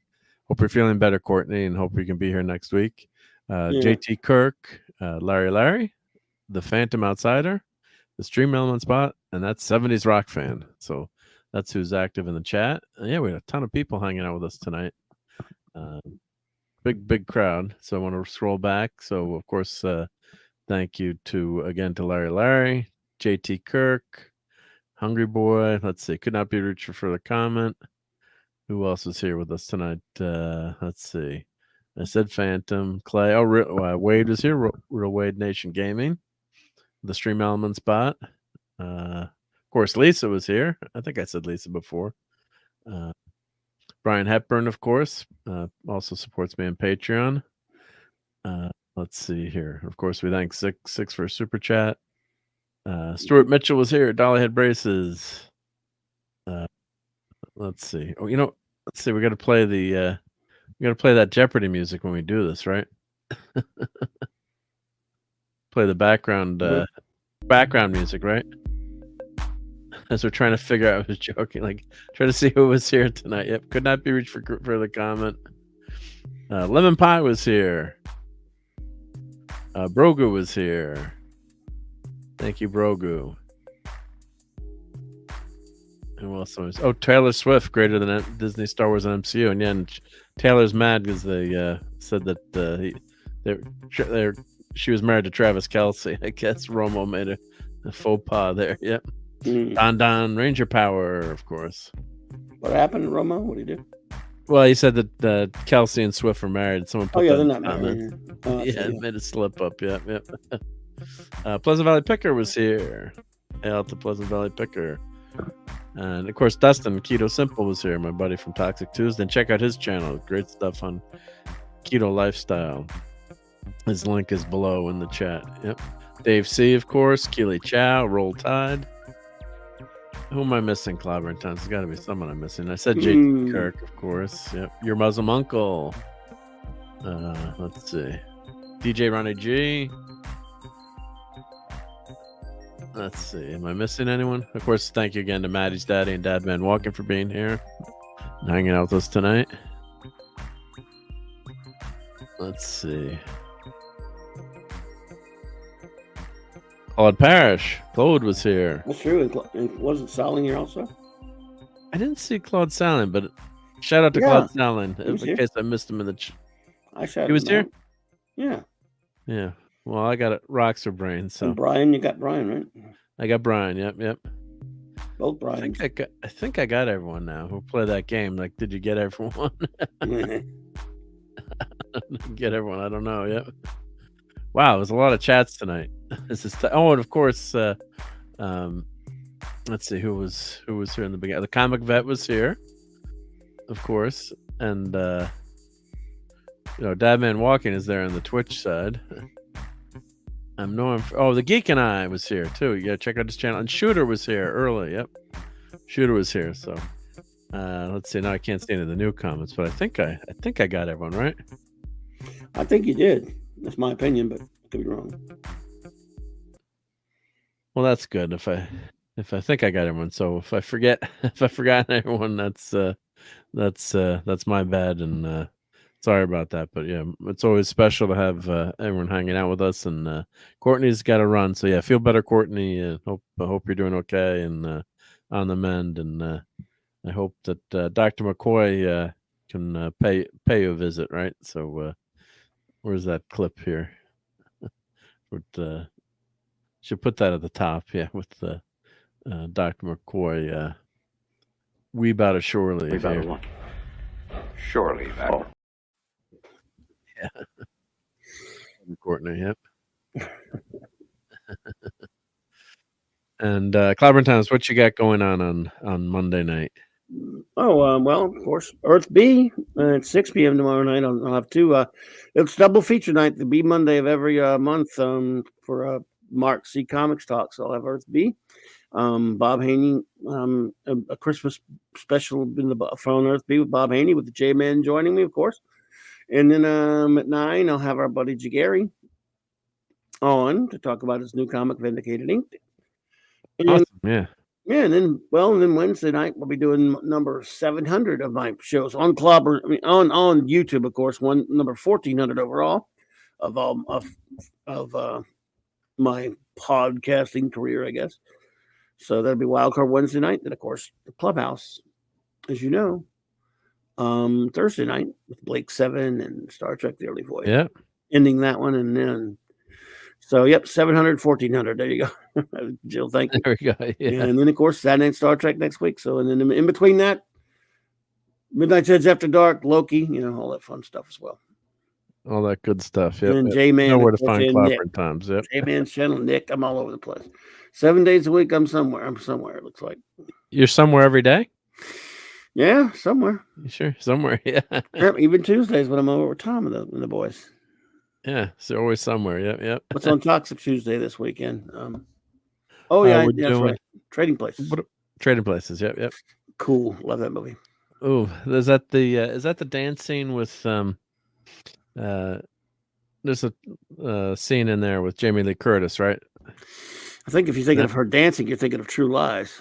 No, but she also does. I might have to use some. She looks good in Trading Places now. Yeah. There's a in fact, there's a nice scene in there with her. Yeah. So I'm thinking. Sorry about the toxicity. It's not Tuesday. Yeah, I'm thinking. Yeah, Mads to make an appearance. That really is a good movie. I got to try to find that. I haven't watched it in forever. Yeah. So I'll have to watch that. So check that out on Tuesday night. Everyone check out J-Man's channel. I put the link in there. And Clobber Times, of course, on Monday night. And I'll be back, of course, for Sunday Night Geekery. And I'll be doing the watch party, probably for Blake 7 again. 99% sure I'll be doing that, but you never know. Always try to get that done before the Clubhouse. Might have some meetings that night, but hopefully I'll be back in time for that. That's covered. Yeah. Yep. And and we'll probably maybe I'll try to do a Night of the Meek watch party. Maybe we'll do a Christmas Eve if we don't get back. Yeah, we've got some time to do some. I'm gonna Christmas stuff. Yeah. When we get to Christmas, maybe the Clubhouse we should do Christmas stuff instead, and then return with our Blake 7 stuff. After that maybe or something. I don't know. Yeah, that's a good idea. We'll talk to Raquel about that. But yeah, we've got 2 more Clubhouses before Christmas. Maybe this week we'll do our usual, and then next week we'll do Christmas because that's the 21st. It's right before that Thursday. If you're both going to be available, and then the next week, the week after, we can go back to doing our reviews and stuff. Yeah, but this Thursday we could do 21st stuff too, maybe. Well, we can, but the 21st, if you want to do like a definitely 21st. But I'm up for doing Christmas stuff on the 14th too. You can never have too much Christmas, but that's just me. Yep. 14th, that's Thursday. Oh, well, we can. I mean, but they were already doing our next review of that on Lake 7 on that though. So yeah. Well, we could. Well, you're the captain, but I wouldn't be opposed to doing Christmas stuff for 2 weeks, but. So we could, sure. Yeah, whatever your call. As far as that watch party, you just pick out the time you want to do that. Pick out the time. Yeah. Maybe when the watch party, you want to do that Twilight Zone, and then do Warehouse 13. That'd be a good. And man, Eureka episode's really funny. Eureka, that's what I meant. Yeah. I mean the Eureka episode, and then cap it off with your favorite. Was it your Santa Claus ones or whatever? It just depends. The ones the Rankin and Bass one. Oh yeah, a couple of the holiday Heatmeister, the Year Without a Santa Claus. Yep. There you go. That's a good one. Yeah, I could do a few of those. Yeah, those are. We'll figure it out. Great fun. Yeah, always got to watch Heatmeister. Hungry Boy will be there for that one. Yep, that's for sure. Yep. So take care, Don. Yep. All right, Don. Go Cowboys. Go Cowboys. Yeah, they're looking pretty good. I'll tell them where to go. Sorry. Well, they're looking better than the Giants. That's for Giants sure. Probably going to win tomorrow night. Oh, I hope not. Oh. I shouldn't be like that as a fan, but it's all about the draft picks. Yeah. So, which is horrible. I shouldn't say that. But, yeah, that's. But let me shout out all the channel members. I always want to do that.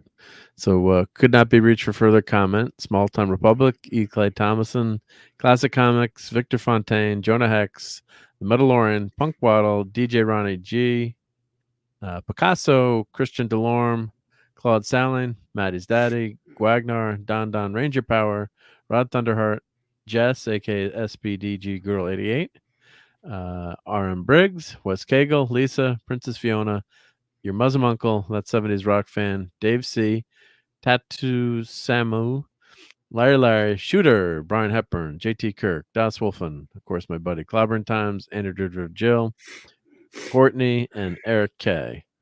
So thank you. Wow, I got 34 members. So thank you so much, everyone.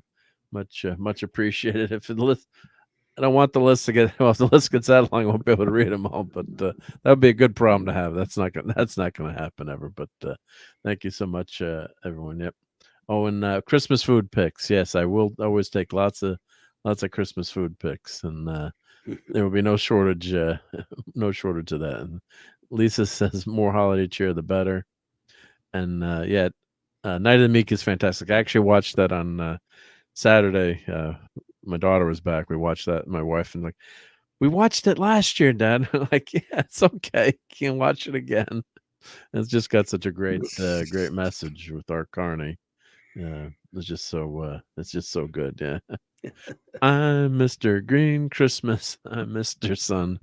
I'm Mr. Heat Blister. I'm Mr. 101. All right, you got me to sing, but I can't. That was so popular. One foot in front of the other. That's a good one too. Yep, that's Soon a you'll classic. be walking across the floor. Put one foot in front of the other, and pretty soon you're walking out the door. Oh, sorry. That's a catchy one. Yeah, Winter Warlock. But don't call me Warlock anymore. Call me Winter. When his heart melts, which is great. Yep. So good stuff. Good stuff. So I think we've covered a lot of good stuff tonight. I got I'm gonna make that Decorate available to members. That's a fun avatar on that Decorate picture. That's from a Woot shirt, and I'm actually wearing that shirt tonight. It says Decorate. Ready? So, Okay, cool. Yeah, so I'm wearing that tonight. So always wear that shirt when I decorate the Christmas tree. So classic coup. Although the dialect, now you got me saying dialect wrong. Dialect. That's my fault. It's our fault. Yep. They should not be in that chair. They should be out of there. Yep. No, Hungry Boy's got me jinxed, and we're gonna be able to say dialect correctly ever. So that's all right. I've been brainwashed. Yeah. All right, everyone. So have a great holiday. I think Hanukkah started too. Did Hanukkah start? I think it did. Yes. I think it did. Yes, it did. So Hanukkah. So happy Hanukkah, and everyone out there celebrating Hanukkah, which started Friday. Yeah, Friday night Hanukkah started, and of course, happy holidays, and everyone I'm sure I'll see you before Christmas, but if I don't, have a great one, and we'll catch you during the week. And we'll be back next Sunday night for more Sunday Night Geekery. So have a good one, everyone. Good night, everybody. I put this my overlay back up, and let's see if I can not boomer the outro, which I typically find a way to do. But thanks, everyone. Much appreciated. Take care. Fun storming the castle. It's 106 miles to Chicago. We got a full tank of gas. Half a pack of cigarettes, it's dark, and we're wearing sunglasses. Hit it.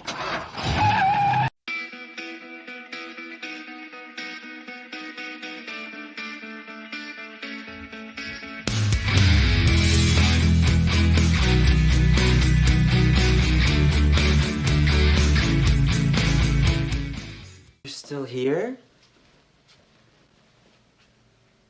It's over. Go home.